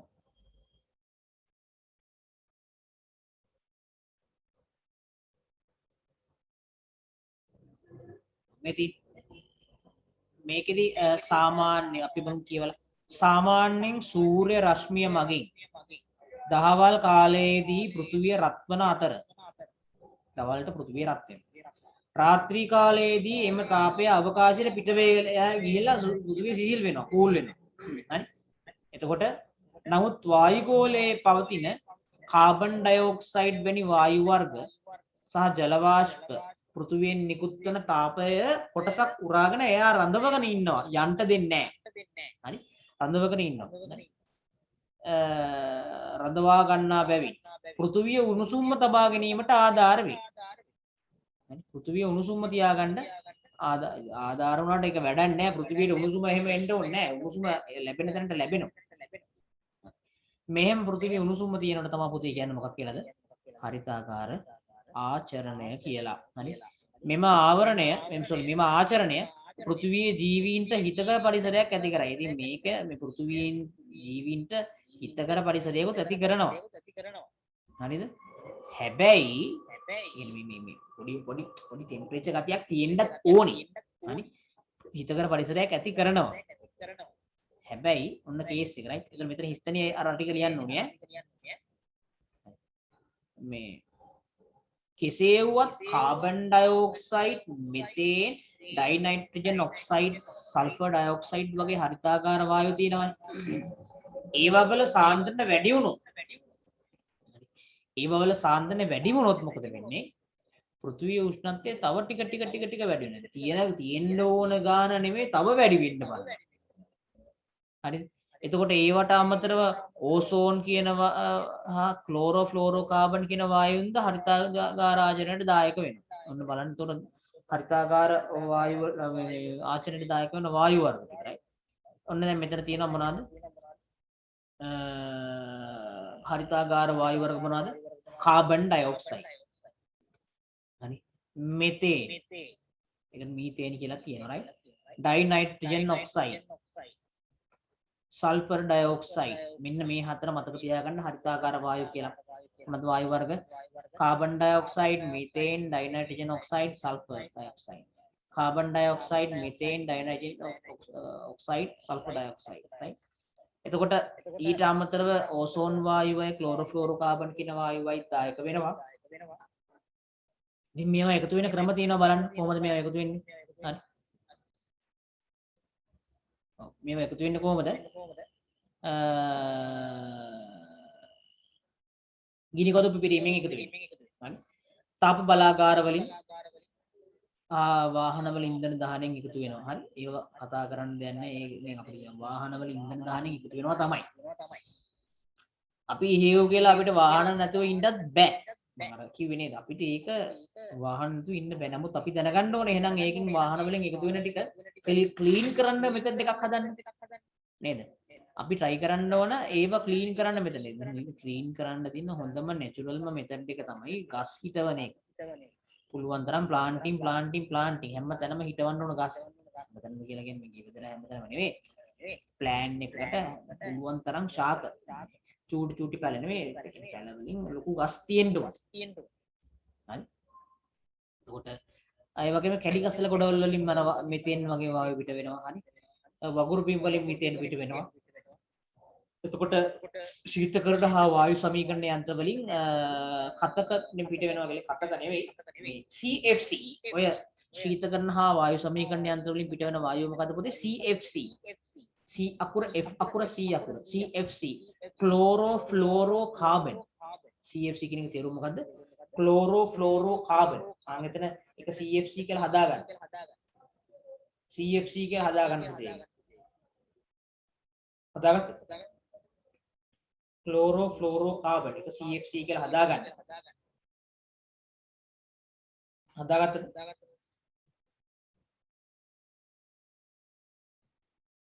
හරි. ක්ලෝරෝෆ්ලෝරෝකාබන්. හරි. ඕකේ. අතුස්සන්න ඒක හදාගත්ත කට්ටිය, ඉවර කට්ටිය. alright good. හරි.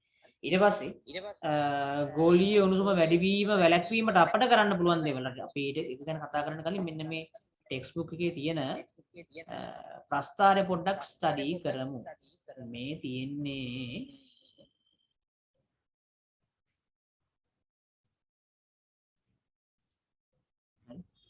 පහුගිය අවුරුදු 100 දී හරි ලෝකයේ සාමාන්‍ය උෂ්ණත්වය වැඩි වෙලා තියෙන විදිය. හරි. මේකෙදි 1960 ඉඳලා 1860 ඉඳලා 2000 වර්ෂය දක්වා තමයි මේක තියෙන්නේ මේ ටෙම්පරේචර් එක බලලා තියෙන්නේ. හරි. එතකොට අපි චුට්ටක් නිකන් මේක බලලා ඉමු.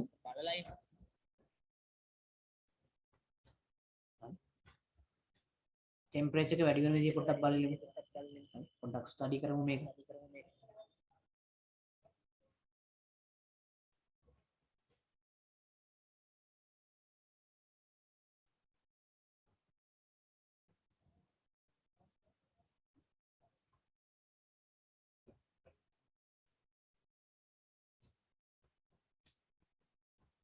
right.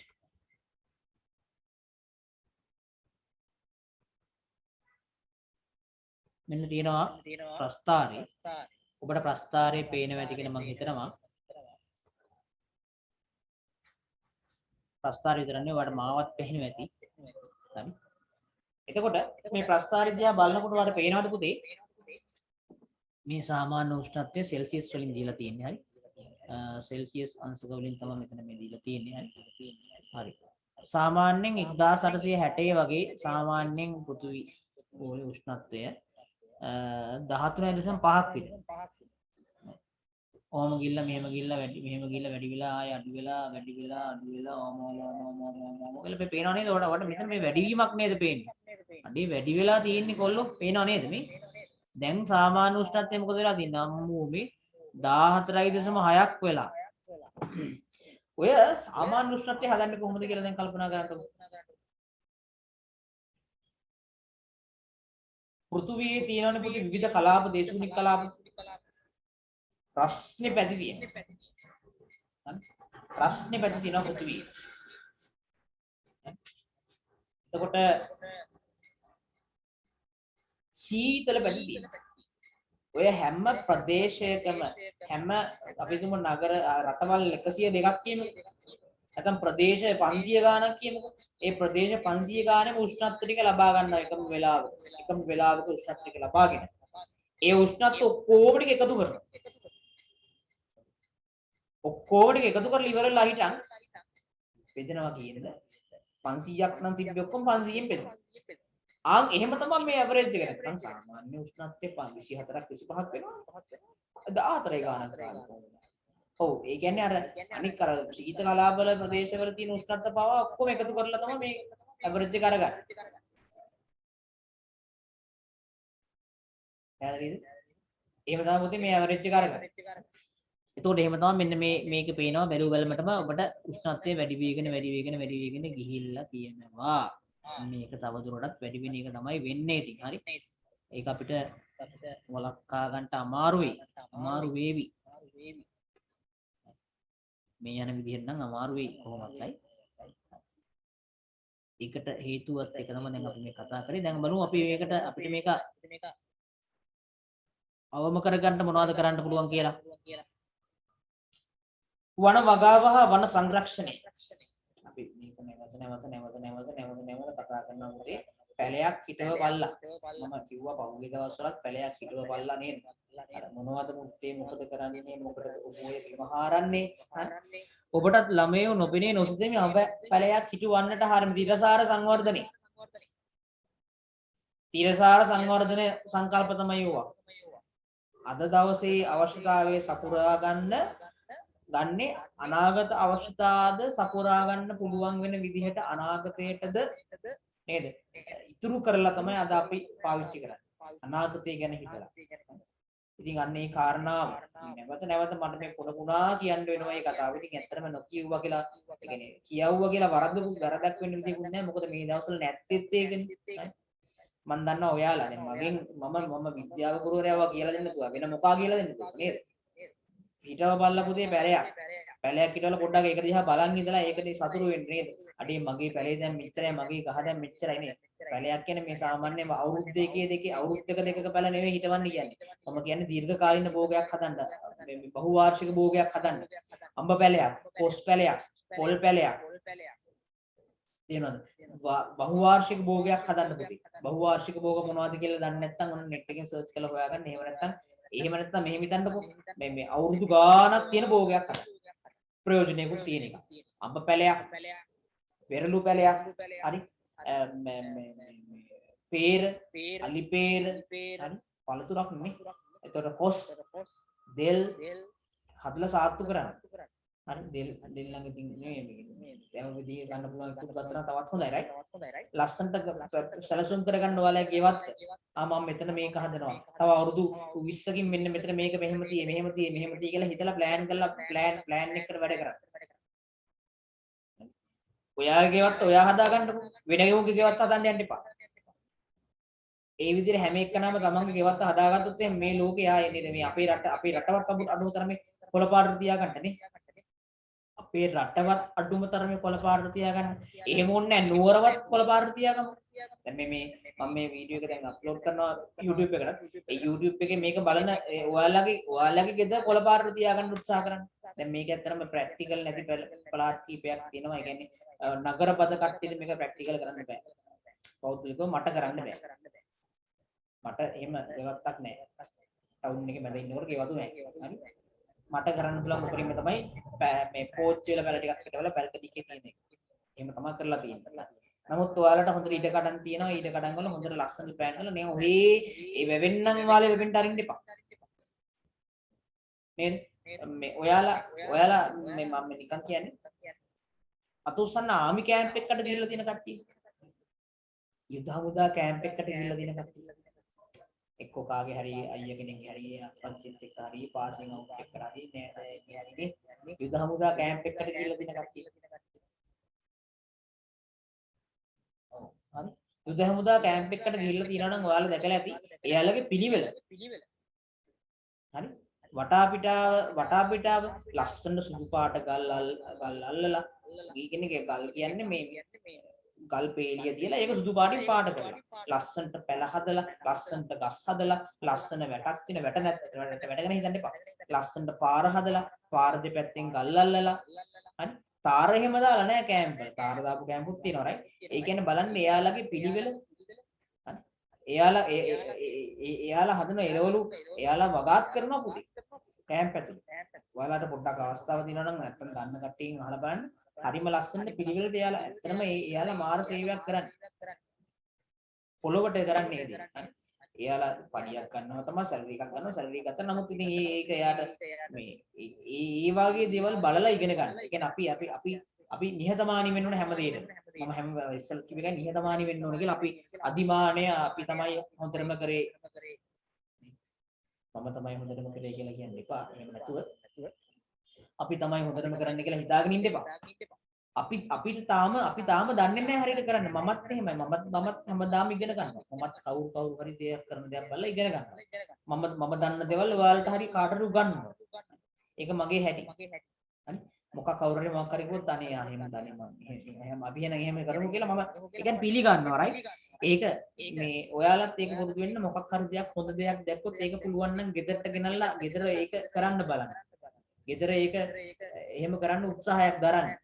සමහරවිට 100%ක්ම කරන්න බැරි වෙන්න පුළුවන්. 100%ක් කරන්න බැරි වෙයි. අඩුම 150ක්වත් කරගන්න පුළුවන් වෙයිනේ. හරි? මං කියන එක තේරෙනවනේ. ඒ කියන්නේ පුළුවන් තරම් වනවගාව, වන සංරක්ෂණය. හරි? අනික තියෙන කැල කපන්න කියන්නේ මෙහෙමයි. කැලයක් තියෙනවා නම් ඒක කපලා පුළුවන් විදිහට නේද?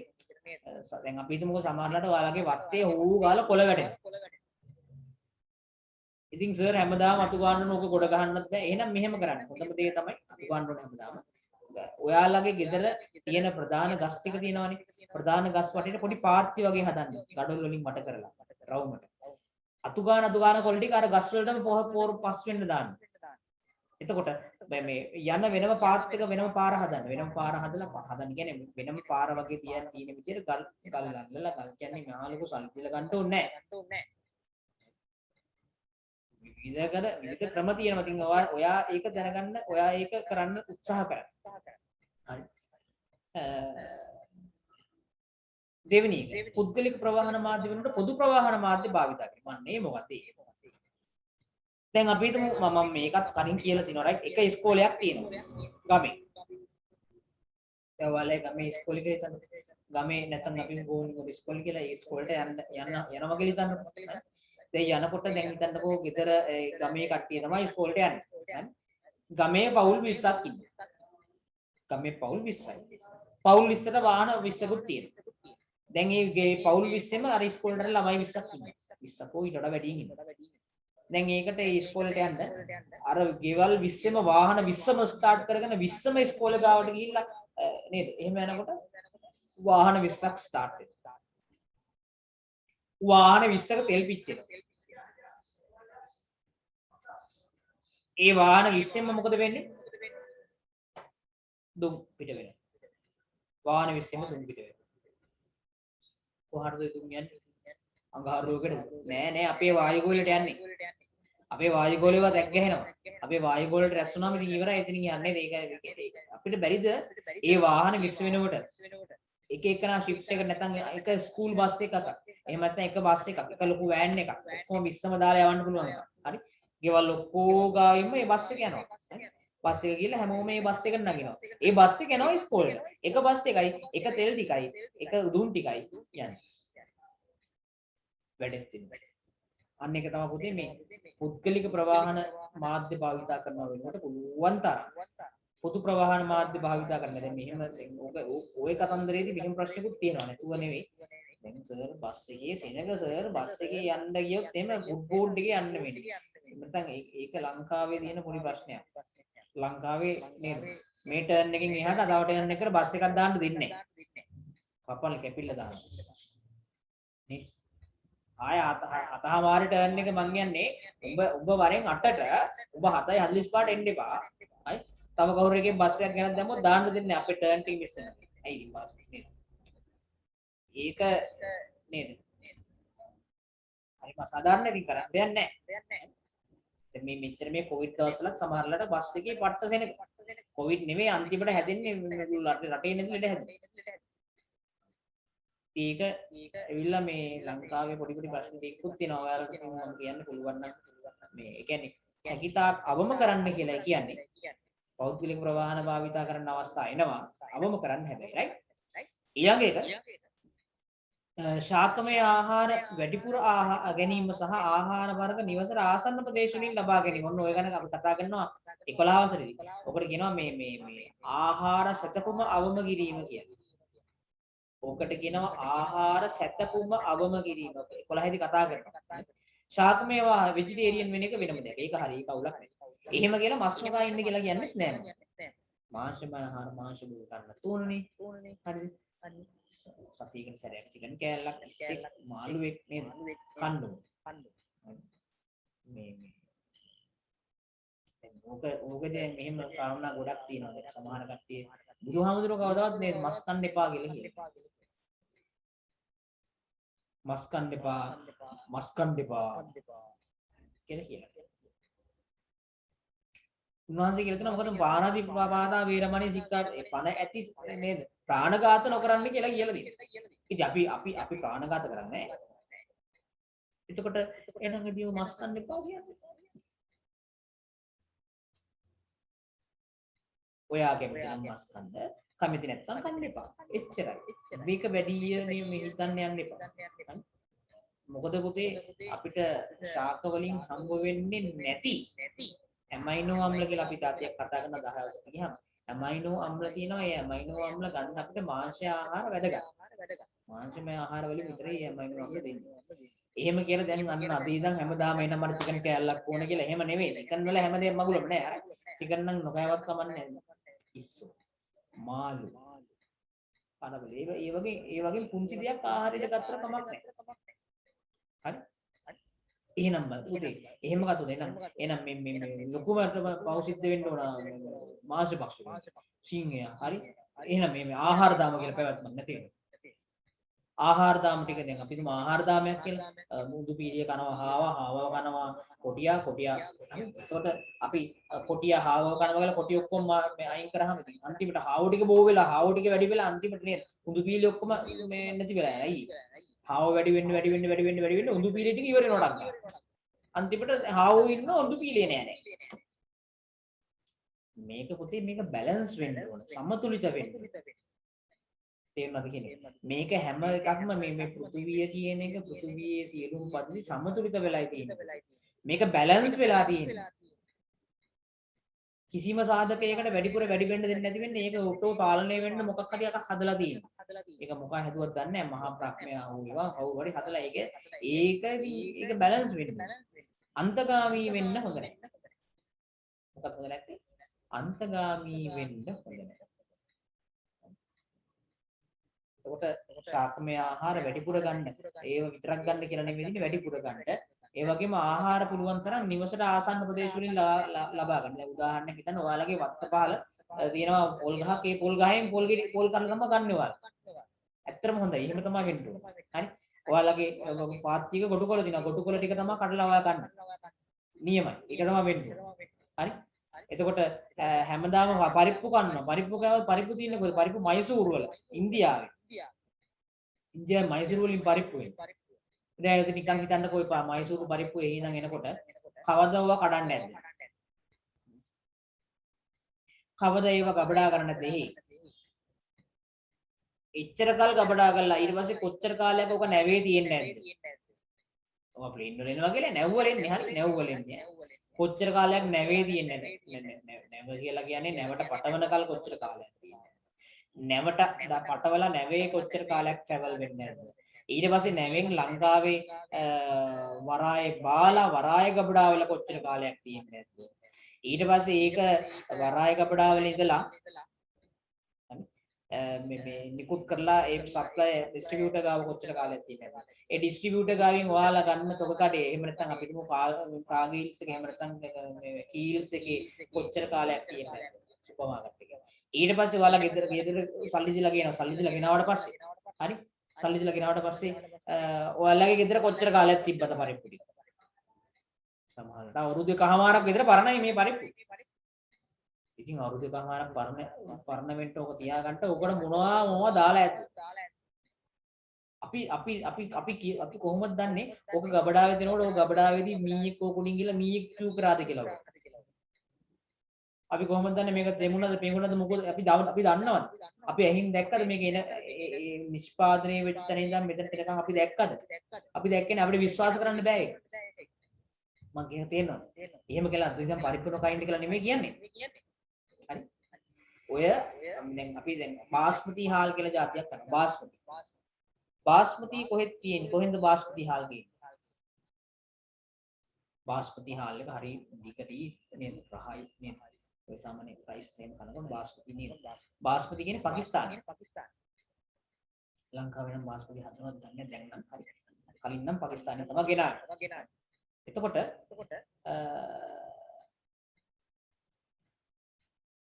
පාකිස්තානයේ ඉඳන් ඕක ලංකාවට එනකොට ඉතින් එන කොච්චර පරණ නැද්ද ඔය හාල් ටික? හිතලා බලන්න, කල්පනා කරලා බලන්න. එතකොට දැන් ඔය රටින් ගෙනන්න දේවල් ගෙනන්න. දැන් ඔයාලා කරනව නේද? මේ ඇපල් නේද? දොඩම්. ඒ ලංකාවේ මේ පිට රටේ වරයි. ඒවා කොච්චර කල් තියාගෙන නැද්ද? ඕස්ට්‍රේලියාවෙන් ගෙනේවා කියනවා, එංගලන්තෙන් ගෙනේවා කියනවා නේද? කොච්චර කල් තියාගෙන නැද්ද? කල් තියාගන්න කොච්චරක් නම් දේවල් ගහලා ඇද්ද? ඒක වෙනම දෙයක්. ඒ කාලය තුල ඒක කොච්චර දේවල් වලට ලක් වෙන්නේ නැද්ද?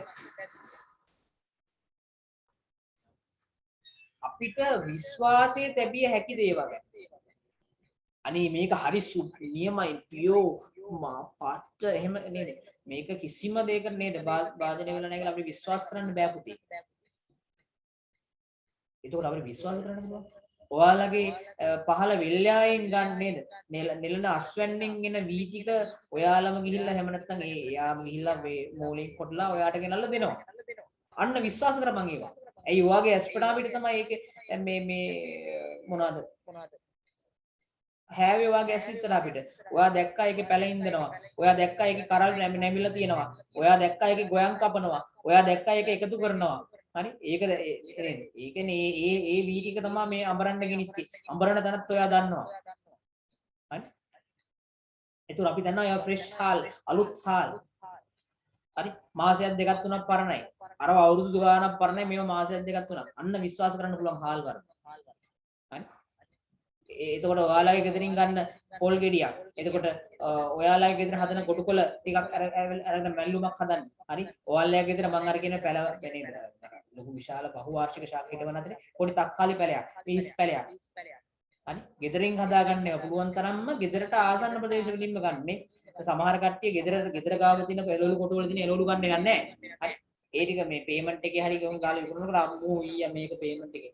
ඒකම ගිහිල්ලා ෆුඩ් සිටි එකෙන් ගිහිල්ලා සල්ලි දීලා ගන්නවා අවුරුදු ෆුඩ් සිටි එකේ තියෙනවා එළවලු හොඳයි අවුලක් නැහැ. නමුත් ඉතින් අර මිලාඩුවට අරයකින් ගන්න පුළුවන් එක මිලාඩුවේ කියන එක එකම ක්වොලිටි එකනේ තියෙන්නේ.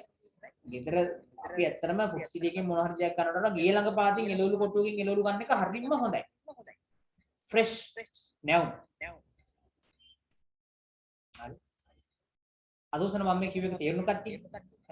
පුළුවන් තරම් ගෙදරට ආසන්න ප්‍රදේශවලින් ආහාර ගන්න කියන එක තේරුණු කට්ටිය. ඔයාලා දැනටමත් එහෙම කරන හැටි. එහෙම කරන කට්ටිය කවුද කියලා මම අහන්න යන්නේ නැහැ. එහෙම තමයි කරන්න ඕන. එහෙම කරනවා නම් ඔයාලා නියමයි. ඊට පස්සේ විදුලිය පිරිමැසීම. ඇත්තටම විදුලිය හදන්නේ කොහොමද? ජල විදුලිය හදනවා, ගල්ලඟුරු විදුලිය හදනවා. මේ ඉතින් විදුලිය හදන එක අපි විනාශ කරන්න හොඳ නැහැ. විදුලිය පිරිමහන්න ඕනේ. හරි? ශක්තිය අර පිරිමැස්ම කියන එක තියෙන්න ඕනේ. අපි ඒවා කතා කරා ස්වභාවික කතා කරා කලින් පාඩම හතරයි. ඒ වගේම එදිනදා භාවිත ද්‍රව්‍ය ප්‍රමාණය අඩු කරේ. ඒ කියන්නේ අපි හැමදේම පාවිච්චි කරන එක අඩු කරන්න ඕනේ. ඒ කියන්නේ පුරුවන් තරම් සරල වෙන්න ඕනේ. පුරුවන් තරම් සරල වෙන්න ඕනේ. සරල වෙන්න ඕනේ. සරල. බහුභාණ්ඩ පරිහරණයෙන් මිදී ඒක තමයි කියන්නේ right බහුභාණ්ඩ පරිහරණයෙන් මිදී සරල ජීවන රටාවකට පුරුදු වෙනවා. දැන් මේමය. ඔකට මම ලස්සන උදාහරණයක් කියන්න.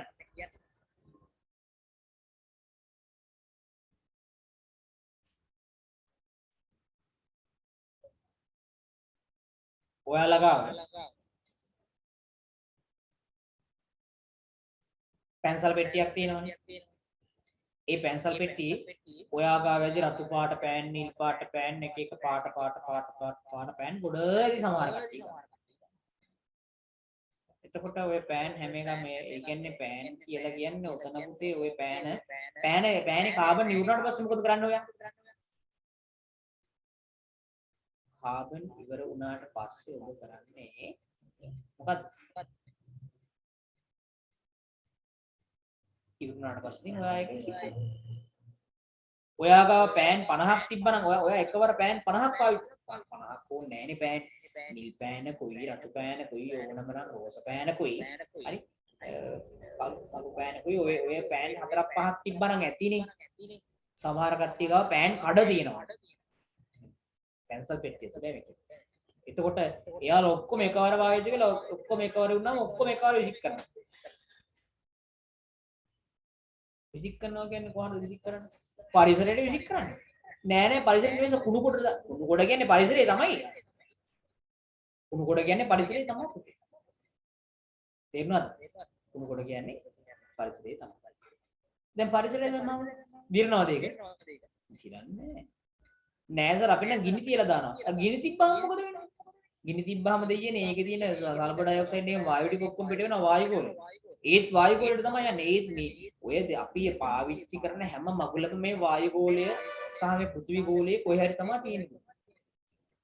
ඉතින් එහාට මේක යන්නේ නැහැ. ඒක නිසා අපි පුළුවන් තරම් අපේ භාවිතය අවම කරන්න පුළුවන් නේද? සරල වුණා නම් නේ. ගොඩක් හොඳයි කියලා මම හිතනවා. උඩ අනික් කාරණේ තමයි මේක ගැන අනික් අය දැනුවත් කරන්නේ. මේ සිද්ධිය ගැන අනික් අය දැනුවත් කරන එක තමයි කාරණේ. හරි. එතකොට ওই විදිහට මේ පාඩම ඉවර වෙනවා අපිට 18 වෙනි පාඩම තමයි යන්න තියෙන්නේ. ඒකත් මේ ටියුට් එකෙන් තියෙනවා. අපි මේ පාඩමේදී අපි මේ කර හිටපු පාඩමේ ප්‍රශ්න ටිකක් කරමු.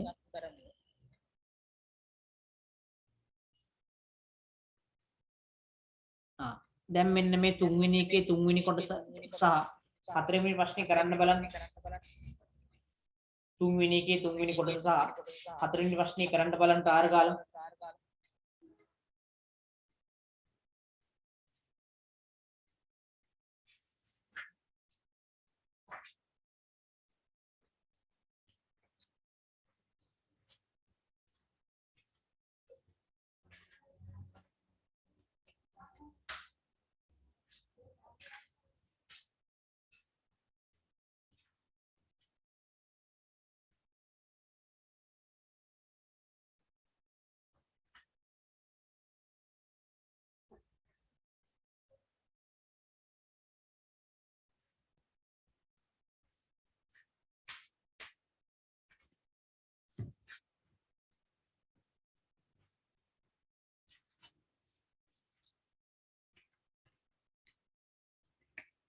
කරලා ඉවර නම් පොඩි ආන්සර් එකක් දෙන්නට කමන්නේ. එක ප්‍රශ්නේ අර ප්‍රශ්නේ තියෙනවා. හරිතාකාර වායු පරිසරයක කියන ක්‍රම තුනක් අහනවා. ඊළඟට ගෝලීය වුණා වැළැක්වීමට කල හැකි දේ පහක් විස්තර කරන්න කියලා කියනවා.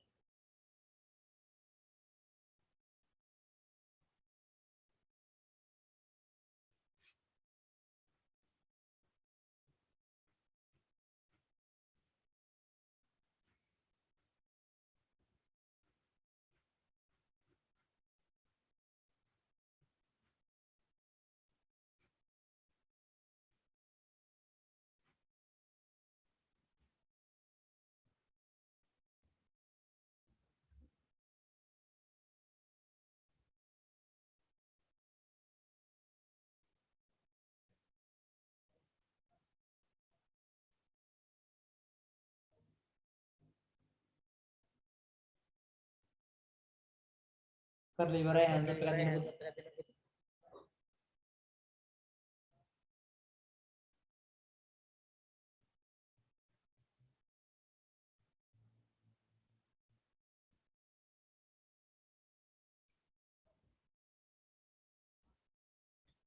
හරි. හරිතාගාර වායු පරිසරයට එක්වන ක්‍රම තුනක් සඳහන් කරන්න කියලා කියනවා. මේ තියෙන්නේ පිළිගත පිපිරීම, තාප බලාගාර, වාහන වල ඉන්ධන දහනය, කැලි කසල කොටවල්, මොකුරු බීම, ශීත කරන වායු සමනය යන්ත්‍රවල වගේ ගන්න පුළුවන් අපිට. හරි. මේ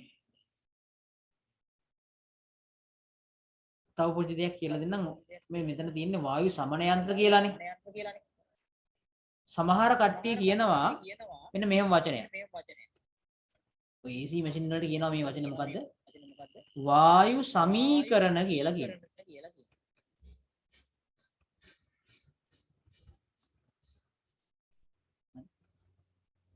සමහර කට්ටිය කියනවා වායු සමීකරණය කියලා. වායු සමීකරණ යන්ත්‍ර කියලා. මේක වැරදි.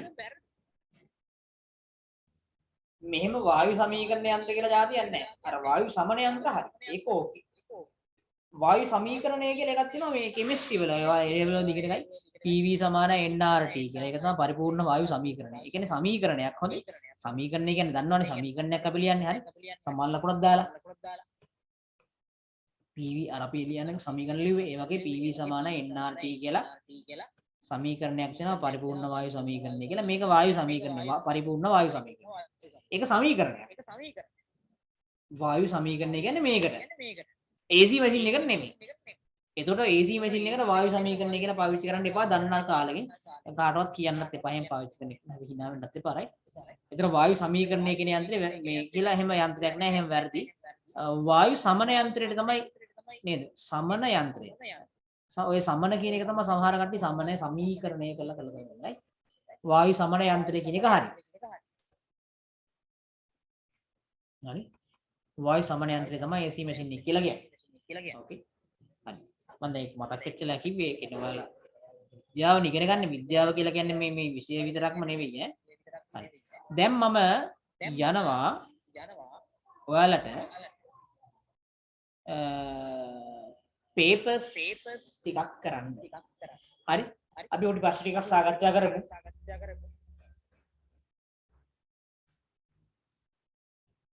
අද අපි එක දිගටම පන්ති එක දිගටම වැඩ කරන්නේ.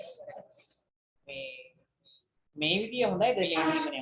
මමත් ඇත්තටම නැත්තම් මේ නේද? ඔයාලට මාව පේන්නේ නැහැ. මට නම් ඔයාලා වුණ පේනවට කමක් නැහැ. හරි. මට මාව හරි පේනවා නම් එහෙම ප්‍රශ්න නේද? ඒක නිසා මම මෙන්න මේ විදිය කල්පනා කරේ මේ බෑග්ග්‍රවුන්ඩ් එකක් දාලා මමත් ඔයාලගේ පැත්තේ ඉඳලාම ඔයාලට පාඩම කියලා දෙන්නම් කියලා. හරි. මං හිතනවා මේ ක්‍රමේ හොඳ ඇති කියලා. හරි.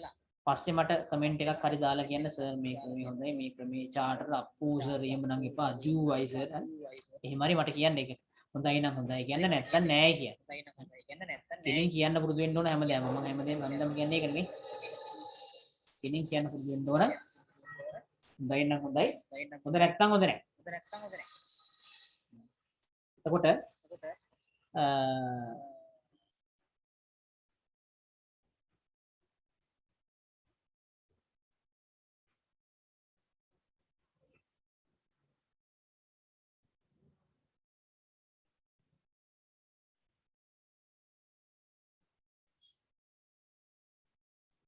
right.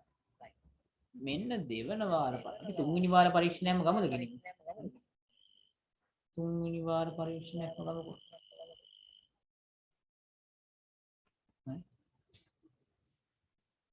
live streaming.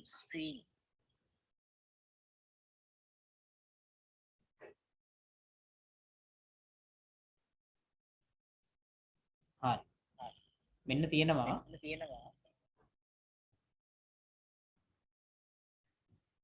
අපි දැන් මේ කතා කරපු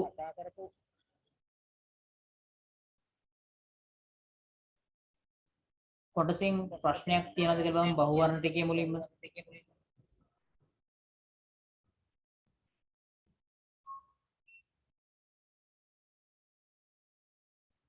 මෙන්න දින බඩු right. ප්‍රශ්න අංක 18. හොඳට බලන්න. හොඳට බලන්න ප්‍රශ්න අංක 18. 18 බලලා මට උත්තරයක් හිතේ තියාගන්න නැත්නම් මට උත්තරේ එව්වත් කමක් නැහැ. හරි. මට උත්තරේ එව්වත් කමක් නැහැ. ඒ කියන්නේ මේ WhatsApp message එකක් හරි දාලා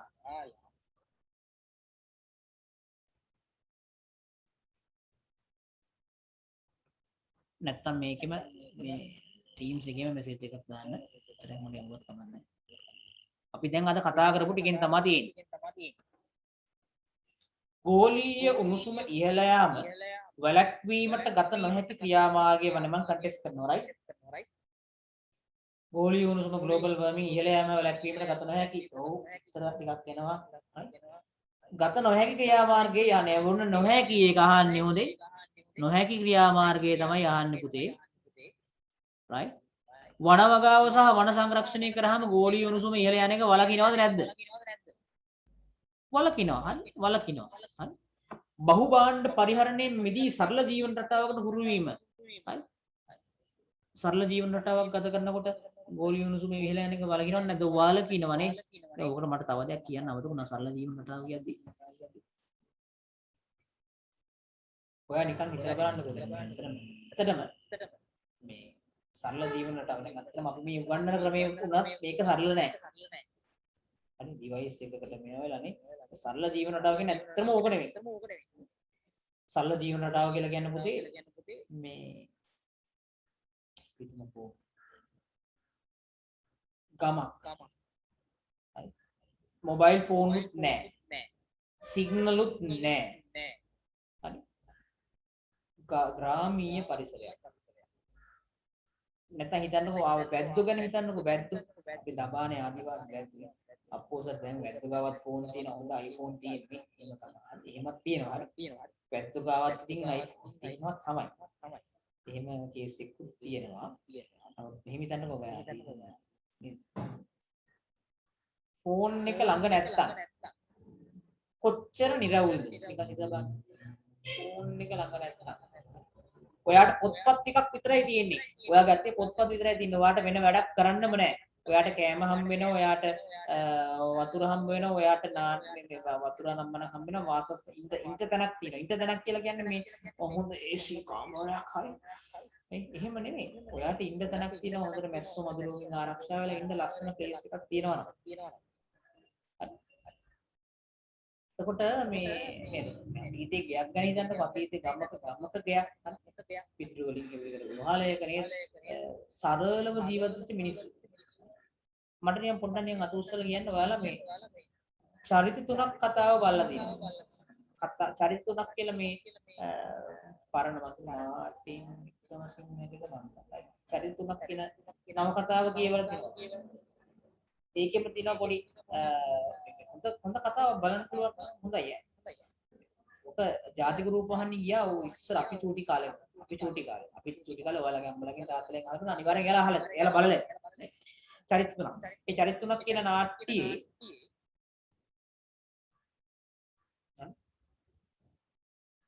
ඒක බලනකොට ඔයාලට තේරෙයි ඒකේ තියෙන මියුසික් ඒකේ තියෙන සරල ගතිය එයාලා හරි සරලයි අපිට ඉතින් ඇත්තටම අද එහෙම ඉන්න අමාරුයි අද එහෙම ඉන්න අමාරු නමුත් උපරිමයට try කරන්න සරලයි.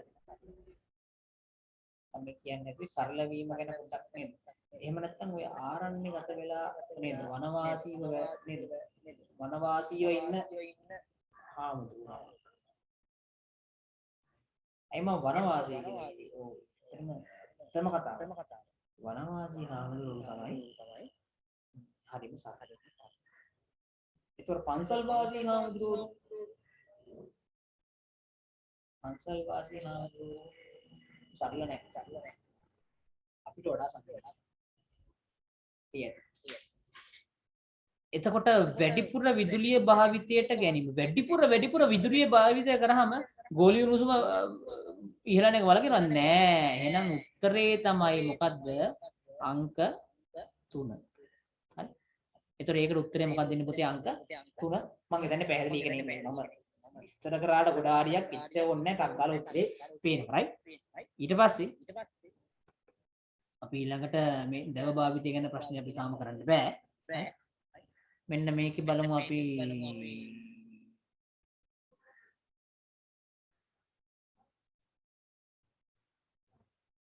මේ ප්‍රශ්නේ සෙකන්ඩ් පේපර් එකේ බලමු.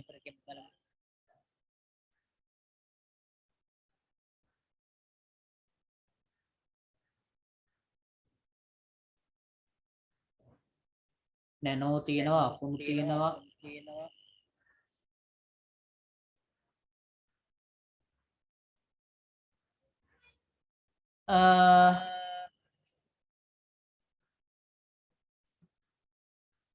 මේකේ B කොටස කරමුද? අර B කොටස නේ අපි කිනිම මෙන්න මේකම කරමුකෝ. මේ 7 වෙනි ප්‍රශ්නේම කරන්න යන් අපි. හරි. මේ 7 වෙනි ප්‍රශ්නේම අපි ගොඩ දාගමු. හරි. පහත දක්වා ඇත්තේ තරමක් විශාල කළු ගලක් ඉවත් කිරීමට මිනිසෙකු උත්සාහ කළ අවස්ථා දෙකකි. හරි. මිනිසෙකු උත්සාහ කළ අවස්ථා දෙකකි.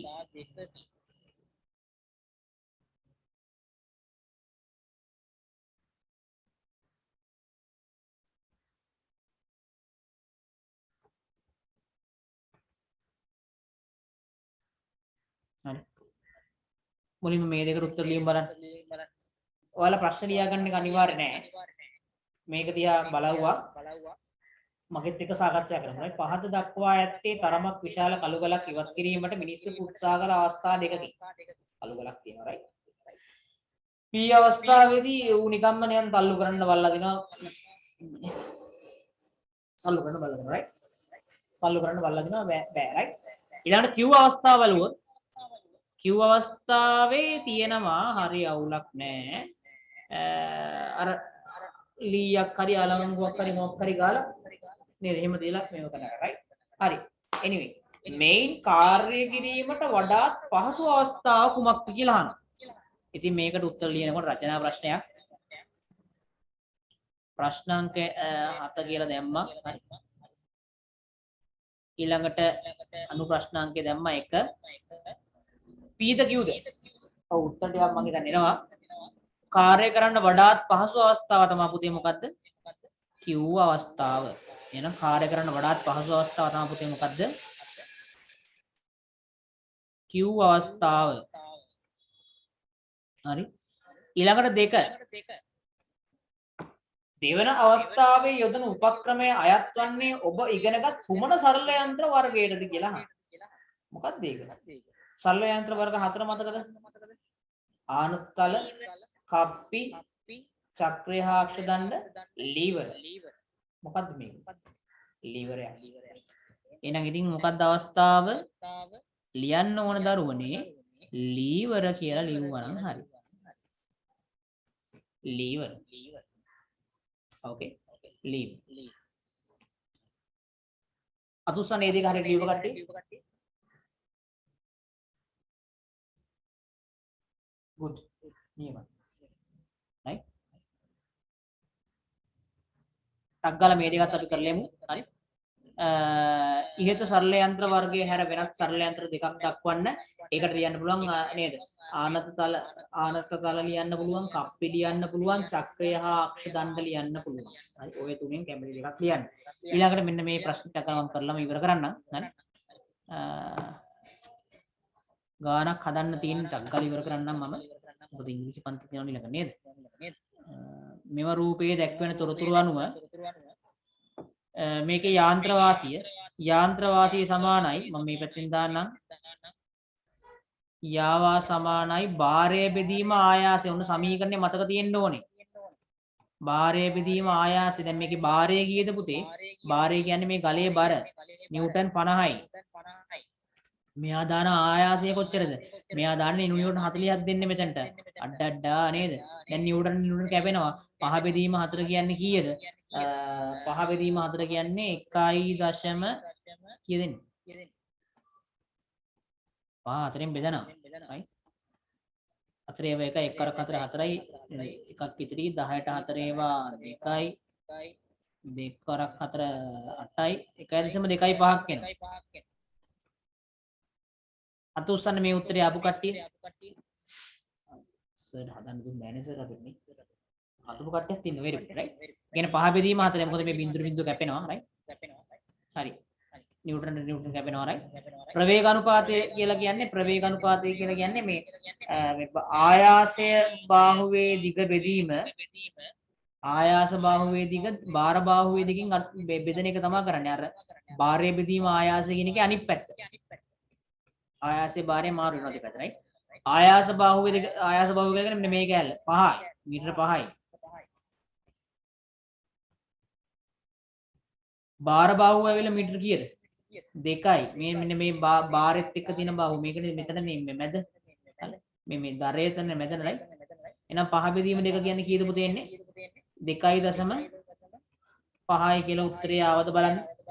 අතුසන ඒ උත්තරය ආපු කට්ටිය මේ මාදපු කට්ටිය